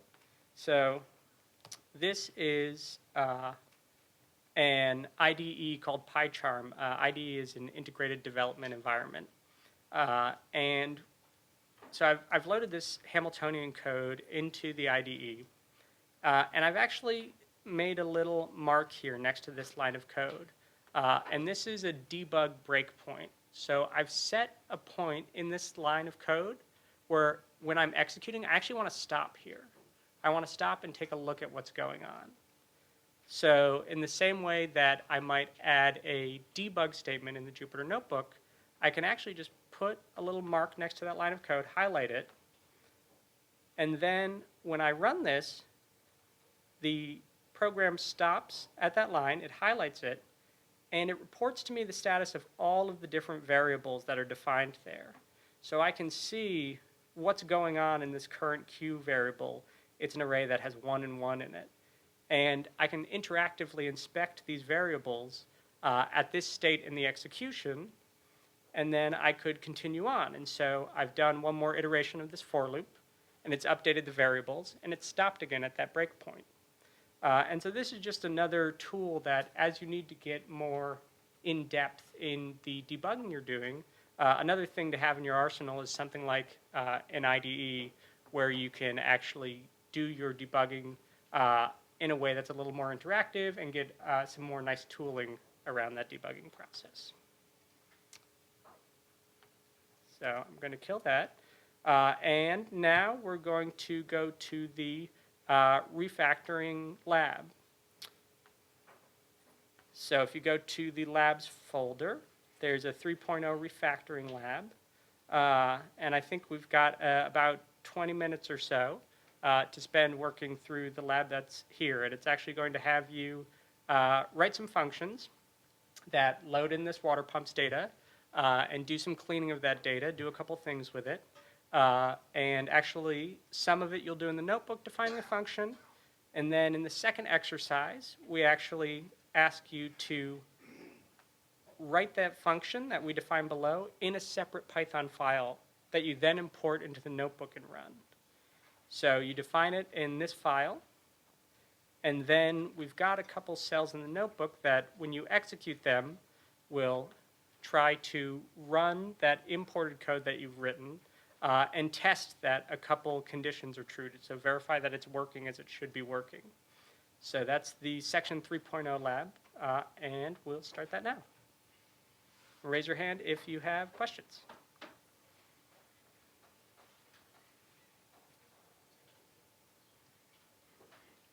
All right, so feel free to keep working on the last lab stuff or just go into the solution file and copy those. That's totally fine. We're going to move ahead. This section is actually going to be pretty short, and for some people it may be kind of a review, but we're going to talk about testing and unit testing specifically and how that applies to data projects. So how many people here use unit tests in their projects? Okay. And like how many people are unit test people versus PyTest or nose tests or something else? Like unit test? Okay. PyTest? All right. I'm not going to ask any like call out questions. So,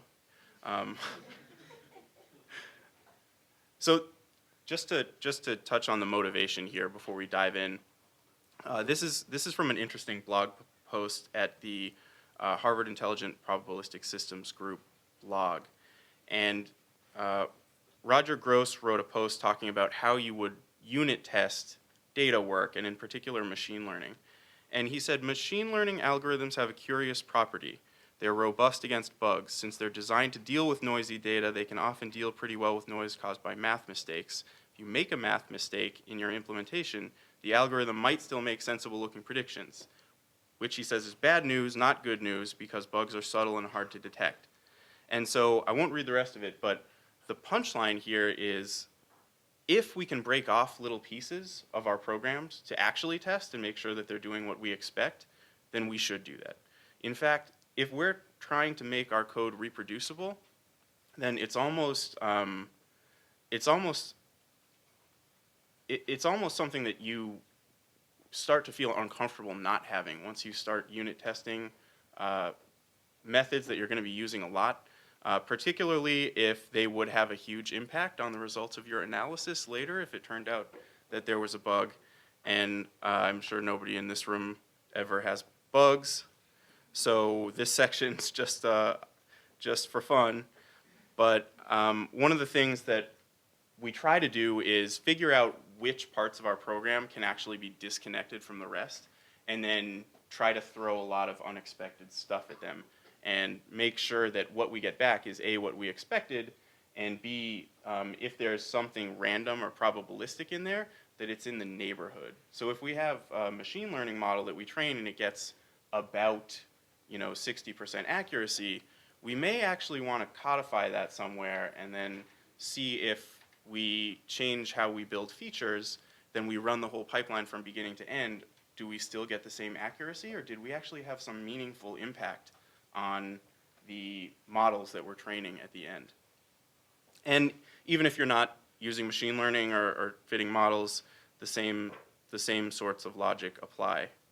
So before we dive into the testing, let's just talk about a couple things that make this a little bit easier to work with.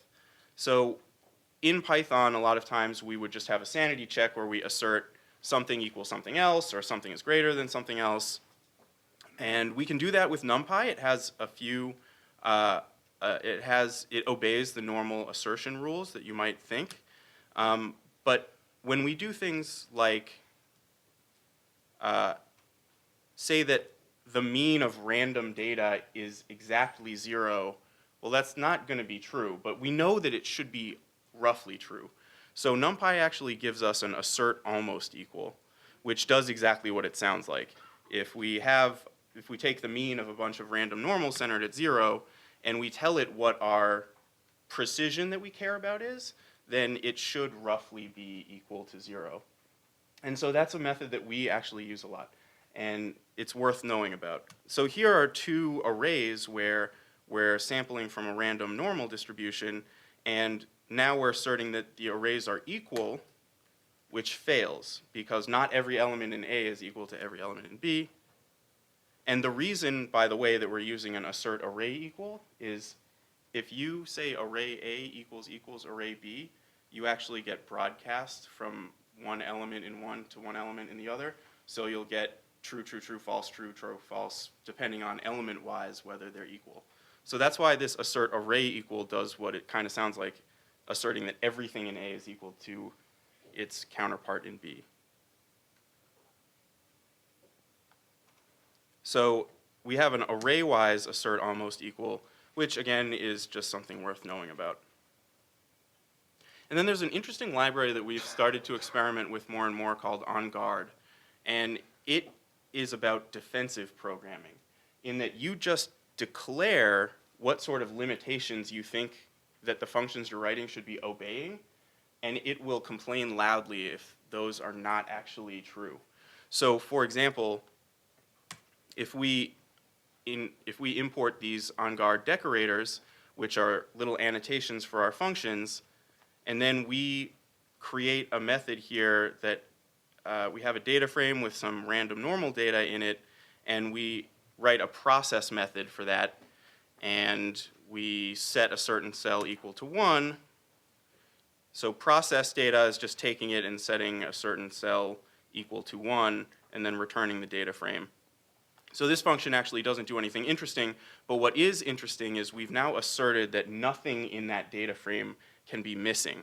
So if we take this and we actually force a missing value in here, then it will raise an assertion error, because OnGuard realized that the thing that we thought would be true is now not true.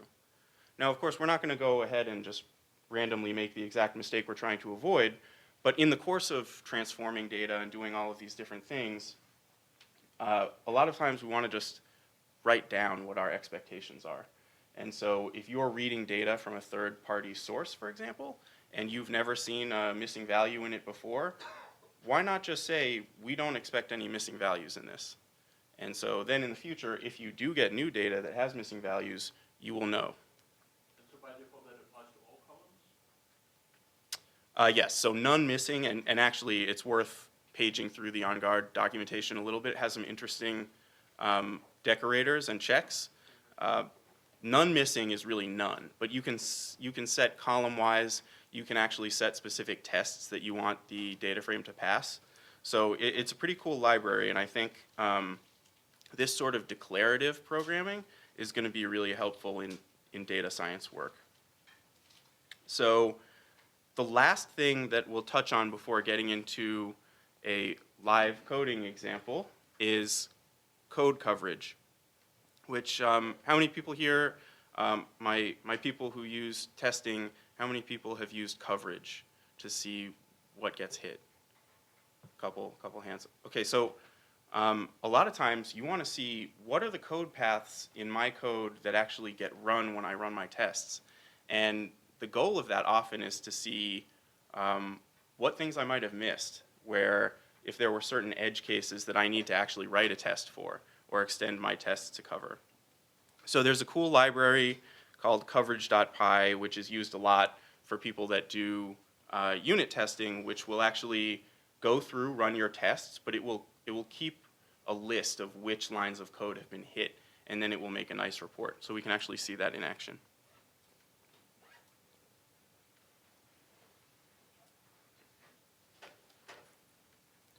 So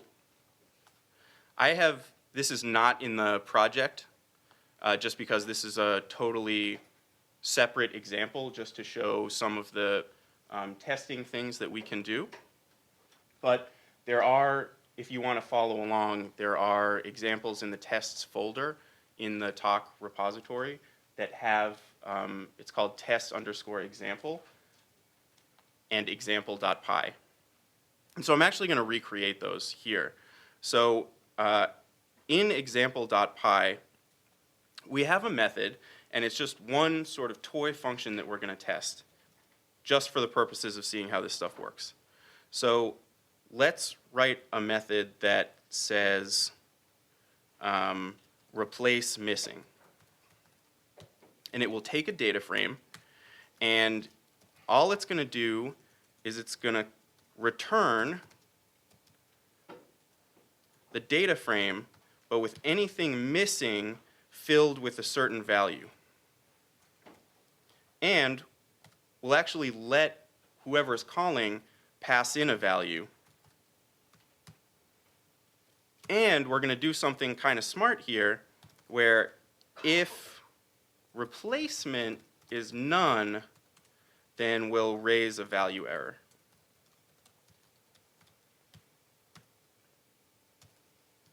Okay. So I'm going to save this in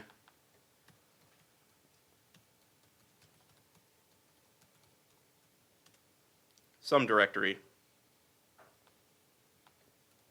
Okay, so I have my example.py, and I can go in and I can open a Python shell, and let's just see this method in action. Okay, so let's import pandas, and from our example, let's import this cool function that we just wrote. All right, now let's, yeah.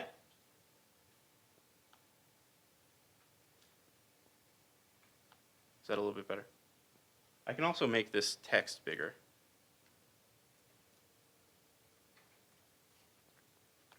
Okay, so I just want to create a data frame,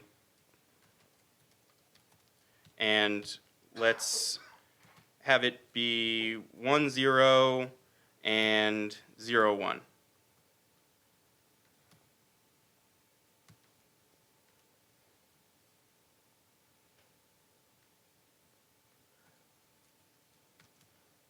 Okay, so we have a data frame, and let's try our new function here. So we can replace missing, and we'll pass in the data frame, and as a replacement value, we'll give it, let's say, -1. And, oh, my df. And as we expect, nothing will happen because none of these were missing. Now let's do this. Let's take my df, and we'll go into the first cell, and we'll set this to a missing value.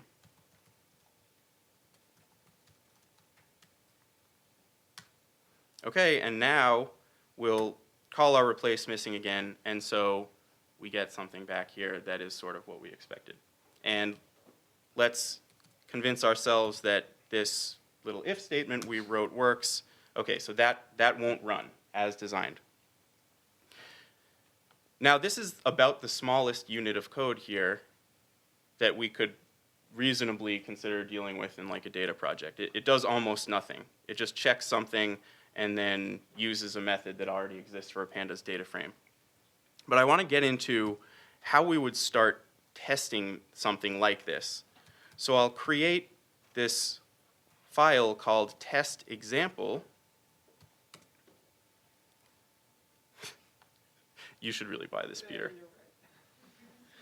And we'll be using a library called PyTest. And just as a quick digression, a lot of people use unit test, which is built into the Python standard library. A lot of people use PyTest. One's not better than the other. They're slightly different. If you've used Django, unit test is used a lot in Django. The bottom line is you can write tests in either one. They make some slightly different design choices. The only reason we're using PyTest today is because the assert statements are very familiar. Like it uses plain old Python assert statements, and then it tries to do some clever stuff to figure out what went wrong if your assert doesn't go through. So I will import PyTest, and I will just create the simplest function, which is test our replace missing values. And I should stop here for a second and just explain the naming. So test underscore example as the name of the file, and test underscore as a method here just has to do with how PyTest would go about finding out which things in your project are tests and which aren't. So it assumes, for example, that anything in test underscore could be a test, and because I named this function test underscore, it knows that that's a test and it will run it as a test. All right, so here, let's actually codify some of what I was doing just messing around in a shell.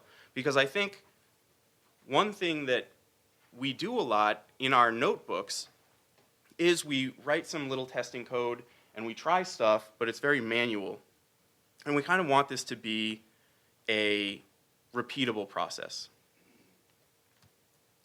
So I'm going to paste this in here, and we actually need pandas too.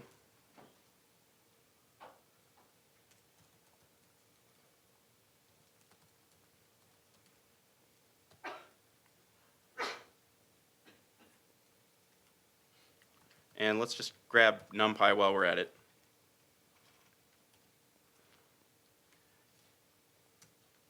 And now we're going to do exactly the same thing we did before, but we are going to make an assert in this function, and then we're going to call it using PyTest. So what we're going to say is replaced equals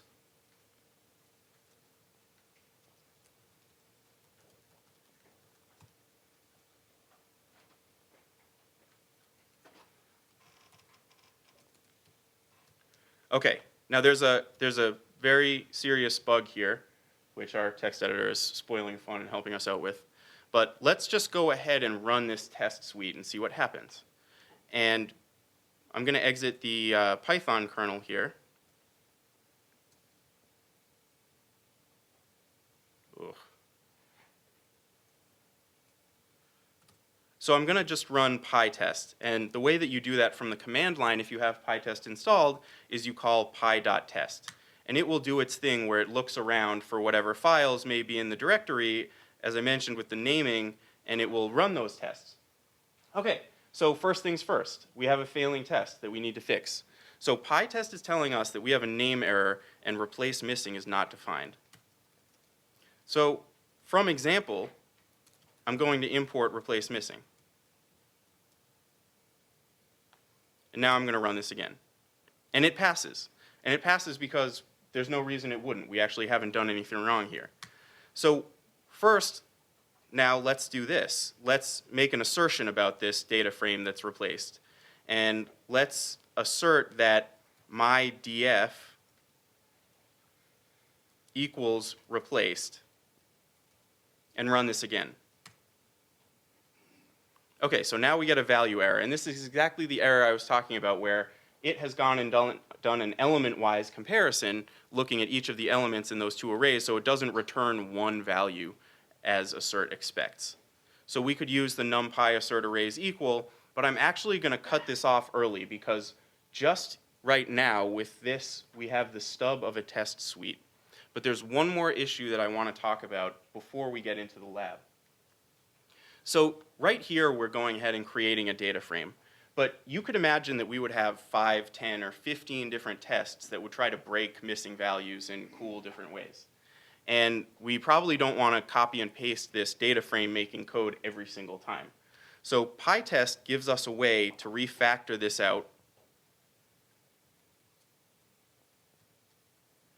into a fixture.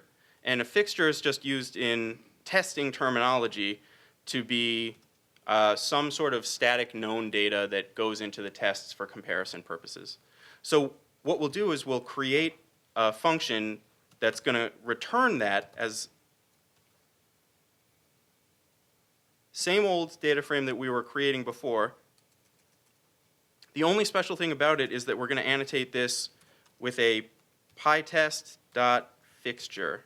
And that means whenever it sees a test function that gets passed an argument like this, normally tests don't get passed any arguments, it will be smart enough to look for a function that's a fixture and then pass that in as the named argument. So let's see if this works. And I'm going to fix this just to make sure the test passes if this fixture works. Okay. So now we have covered all of the concepts we need to start writing a suite for unit testing. We have fixtures that can create static data that we're going to be able to use for testing. And we know how to write tests that you can do anything in a test that you can do in Python code elsewhere. And all you do is you make assertions just like you're used to doing throughout these tests. And if any of the assertions break, it will try to give you helpful clues about why that was, instead of just saying assertion error, which is super unhelpful. So first, it prints out some information about the environment, and then it also says, hey, here's the left-hand side, here's the right-hand side. Then it actually runs that, so you're looking at what this function len returned. So this is just some of the scaffolding that makes it a little bit nicer to write our unit tests. Now, the last thing I think we should talk about before we jump into the lab is what to test. Generally, the rule of thumb is first start with testing the happy path, which is what you expect your code to do. Just make sure that it actually, if you run it as you would probably write it in your code, doing the same things that you're going to be doing in the data pipeline, just make sure that it does what you think. And so first run it the way that it will always be run, and then make a bunch of assertions as you go. Just sanity checks on what it's actually doing. That's when you start to shift gears and you start to test the edge cases. So what if I pass in to this example function np.nan? Well, is that none? Does it evaluate as none? Well, unless you know that off the top of your head, it may be worth passing that in. Okay, what if we have something that's decorated with a certain on-guard decorator?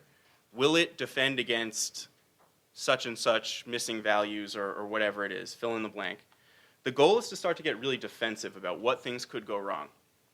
You cannot prove that your program is correct, but you can try to hit a lot of the common cases that you think might occur. And so some of that is just thinking in a paranoid way about, like, where do you get your data from? Do you trust that certain things in it will be the same every time? What things are most likely to be different? And just make those assertions in your test suite. Does that make sense to everybody? Any questions about PyTest specifically or testing in general? Cool. So there's a lab notebook that has a similar assignment. We are getting a little bit short on time, so I think feel very free to skip directly to the solutions and kind of check that out. And I think that we'll probably, how long? Well, we can, what do you think about taking a vote? Either we can just spend the last 15 minutes working through the lab, or we can do that last lecture in collaboration. Yeah, so we have one more kind of set of slides about best practices we've learned about working together with a team on Jupyter notebooks and tracking issues and things like that. Happy to go and do the lab, or we can go through those slides. Can you post the solutions for the lab? Totally. I don't think we have them yet, so that we can do them at. There are no solutions for the lab as a notebook, but if you look in the test directory, there's test example that has some sort of stubs for what you might write. They're not totally well fleshed out, but those have like where you might start to think about how things could break and then what sort of things you might start writing. Just because if we, running out of time. Yeah. Who wants to do slides? Slides. Okay, cool. Let's talk about collaboration.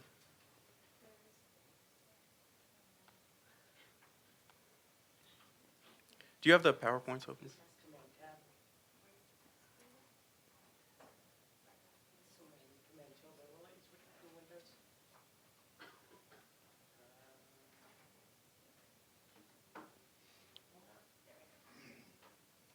This one.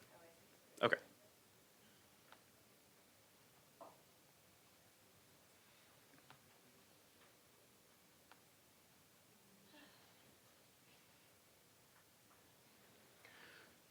So, as we mentioned, these slides are about collaboration, some of the best practices for collaborating on data science projects as software projects. So there's kind of an interesting blog post from a few years ago called the Joel test. And this is definitely software industry focused, but I think some of the lessons apply pretty much in general. And the idea behind the Joel test, and the blog post was written by Joel Spolsky, is if you were about to work for a company, what things would you want to know about what they're doing? And it's sort of tongue-in-cheek, and it's sort of talking about what things are red flags if they aren't being done. So not all of these actually apply to us in the data science community, but some of them I think really do and are worth talking about in terms of how we collaborate as a team and what sort of best practices are starting to become the minimum standard for what a like well-organized data science project should look like. So the first thing is version control. Git is not the only version control out there. Git is very popular, but the bottom line is it doesn't matter what you're using, but you have to use one, and any of these are fine. Actually, that's not true. CVS is terrible. Don't use CVS. The takeaway is you cannot not use version control. It's a huge red flag, and it's just you will be mad at yourself later if you can't go back and see what an earlier version looked like when something was working, and you can't see how some change took place. So one thing about version control is you may have noticed in the cookie cutter project, by default, we ignore the data directory. And so keeping your data under version control is a little bit problematic in that most services have size limits for files. And also, you don't necessarily want to commit your data. It could be sensitive. It could really bog down the system. If it's truly big, that's just not even an option at all. So there are other ways to keep your data in sync, which we can talk about later, like syncing it up to S3 or using a cloud database solution or just using a shared network drive and keeping a link from your personal folder to wherever you know that data is going to be. The other thing that we really think is important is issue tracking.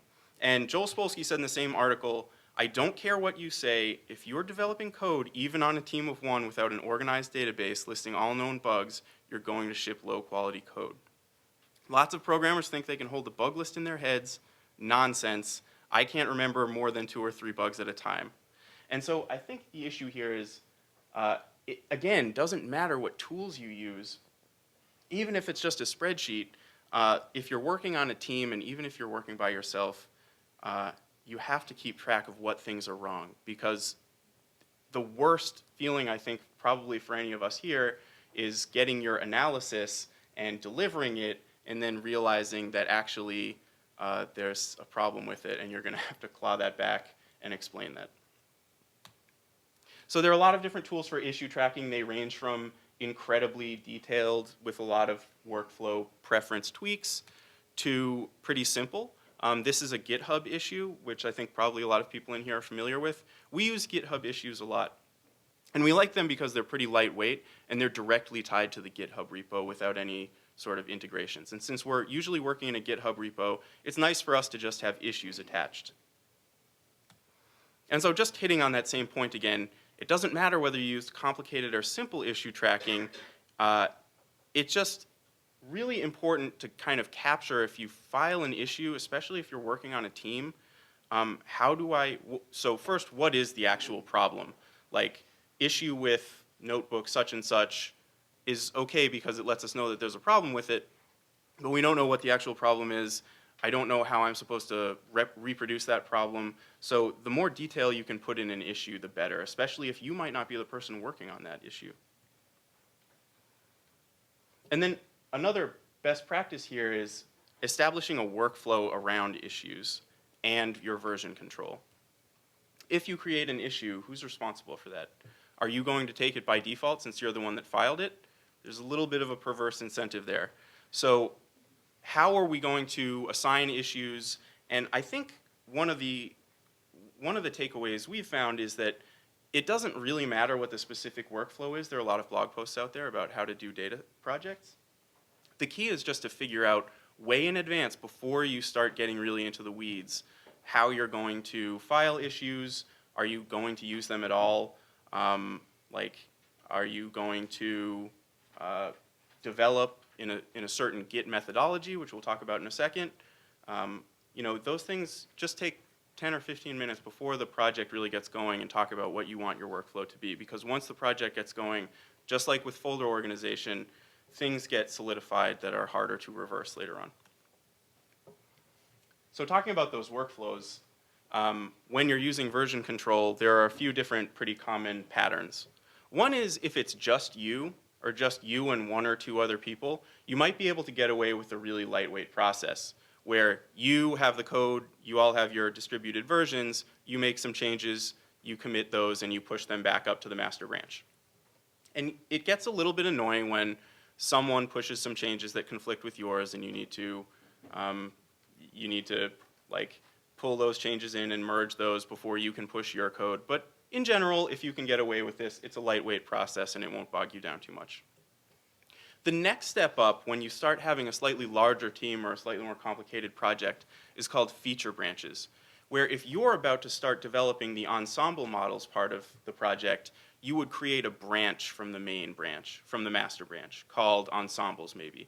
Then you do your development there, and then at the very end, when you're ready to bring this back into the main line, you either merge it in on master, like right away, so other people don't have conflicts, or even better, you submit a pull request onto master, so other people can check it out and see what the changes actually are, have a discussion, and then pull it into master that way. It also lets other people know, hey, I might not be merging this into master right this instant, but heads up everyone, I've just made these changes. They're available on the repo. You should check it out because they might get merged soon.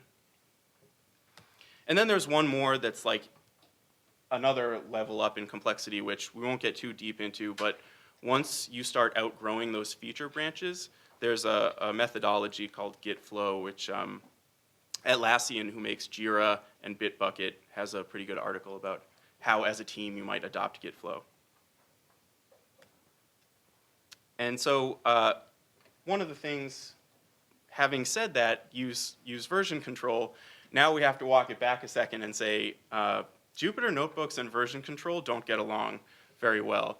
I don't know how many people in here have looked at a diff of a notebook now that you've made a commit, and it's cool that GitHub renders your notebook alone, but when you're trying to see what changes have been made, good luck with that.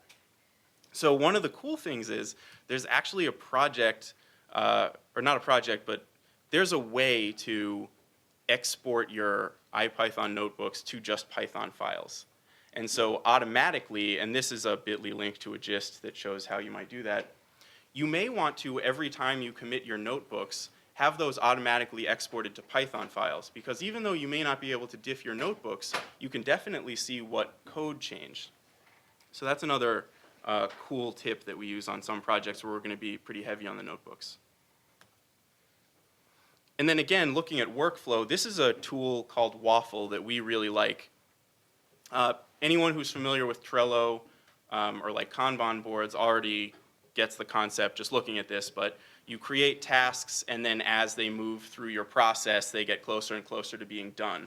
What's super cool about Waffle is that it tracks your GitHub issues, and as you close issues, they move across the board, or you can actually move these issues between columns that don't necessarily exist in GitHub issues. Like in GitHub issues, you can use some stuff like labels, you can use milestones, but at the end of the day, you're looking at a really, really long list of issues.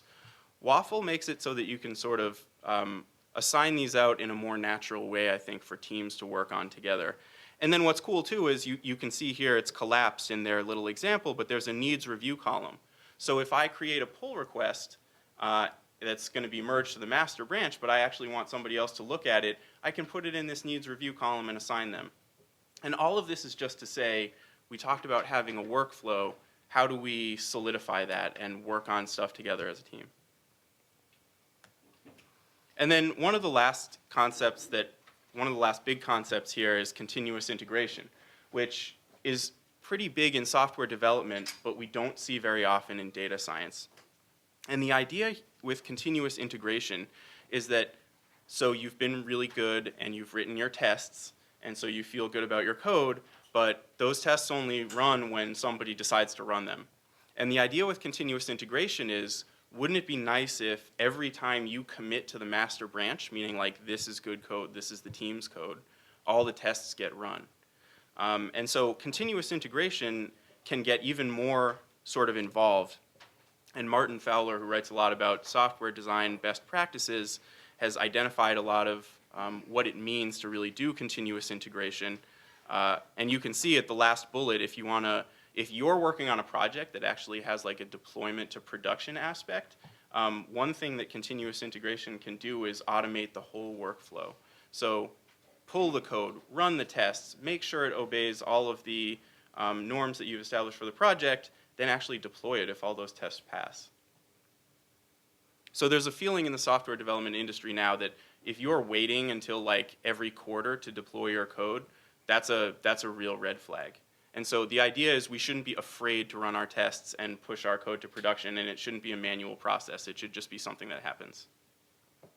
And there are some cool sort of services for doing this, and the one on the left is Travis CI, and the one on the right is CodeShip, and they're actually both free for open source projects. So if you have data projects that you're working on, or you have projects that are small enough to be in their free tier, these are really awesome tools. And what's nice is no matter what tool you choose, they all have integrations now with GitHub or whatever sort of version control you're using. So when you create a pull request, you'll get this little notification that the whole team can see that says, hey, this person's proposing that we merge these code changes into master. All the tests pass, we're good to go. Or there was an issue, don't merge this in yet. And the same goes for code coverage, which we actually didn't get a chance to look at in the testing section, but I'm happy to talk about after, and is a pretty cool way to get a real pulse on whether a lot of your code is not being run or not being tested. And then we talked about establishing norms a second ago. What do we mean by that? Well, say you've had your workflow discussion at the beginning of the project. You're not going to probably write a 30-page style guide like Google about how you write Python code, but maybe you want to just establish at the beginning, our max line length is 120, and we're going to run Flake 8, which is a tool that makes sure we are obeying all of like the standard Python styling rules. And then you can actually enforce those norms. So in your continuous integration, you can set it up so that it will fail the build if those norms aren't being enforced. If you don't want to do this, you don't have to do this, but I think one of the real takeaways is for projects like this, if you have kind of norms, but like some people aren't doing them, it can become a point of tension, especially in more software development projects, and especially if you're doing something like code review, where the discussion gets totally derailed by whether you're using spaces or tabs or like what the max line length should be, rather than focusing on the issues at hand. So some of the things that we kind of do in a lot of our projects is we just have like a setup file that says this is how we're going to do these, and the build will not pass if those things are not obeyed. And then also you don't want to be that person that fails the build. So just a little shout out for Git pre-commit hooks. You can write anything you want in a Git pre-commit hook, and if you put it there and name it that, it will get run. And if it returns an exit code that says it was a failure, it will not commit that code. So it's a cool way to be a good citizen of a open source project. And then code reviews. We mentioned this before with pull requests. It's not so much, is your code good enough? It's, do you understand what I'm trying to say here with my code? Because one of the things that you hear a lot is that writing code is not really for the computer, because it could just be ones and zeros. It's for you and the other people that are going to have to read that later. So code reviews are sort of like rubber duck debugging, in you're asking somebody else to take an outside look and say, do you see where I'm going with this? Did I forget something? Does this make sense? And just like have a second set of eyes on the code that you write. And again, incorporating that into your workflow and making it a part of any pull request stuff that you do. That is the end of our slide deck. Are there any questions on collaboration? Do people have like cool stuff that wasn't in this set of workflow ideas that they think like everyone has to be doing? If so, I want to hear it, because I want to improve my own workflow too. All right? There's one thing is for the checking into GitHub, there are a few projects which you maintain the note, like you edit and maintain the notebook actually in something like Markdown or org mode, and only spin out the notebook. So you go the other way basically. Because that way also, if you like to use something like Emacs or something, you add it in a text-based form, and that's actually your master, and you spin it out to the notebook. Oh, cool. So you're working in like a text format and it goes to a notebook. Yeah. Interesting. That's really cool. I haven't heard of that. All right. I think we're going to hang around for a few minutes.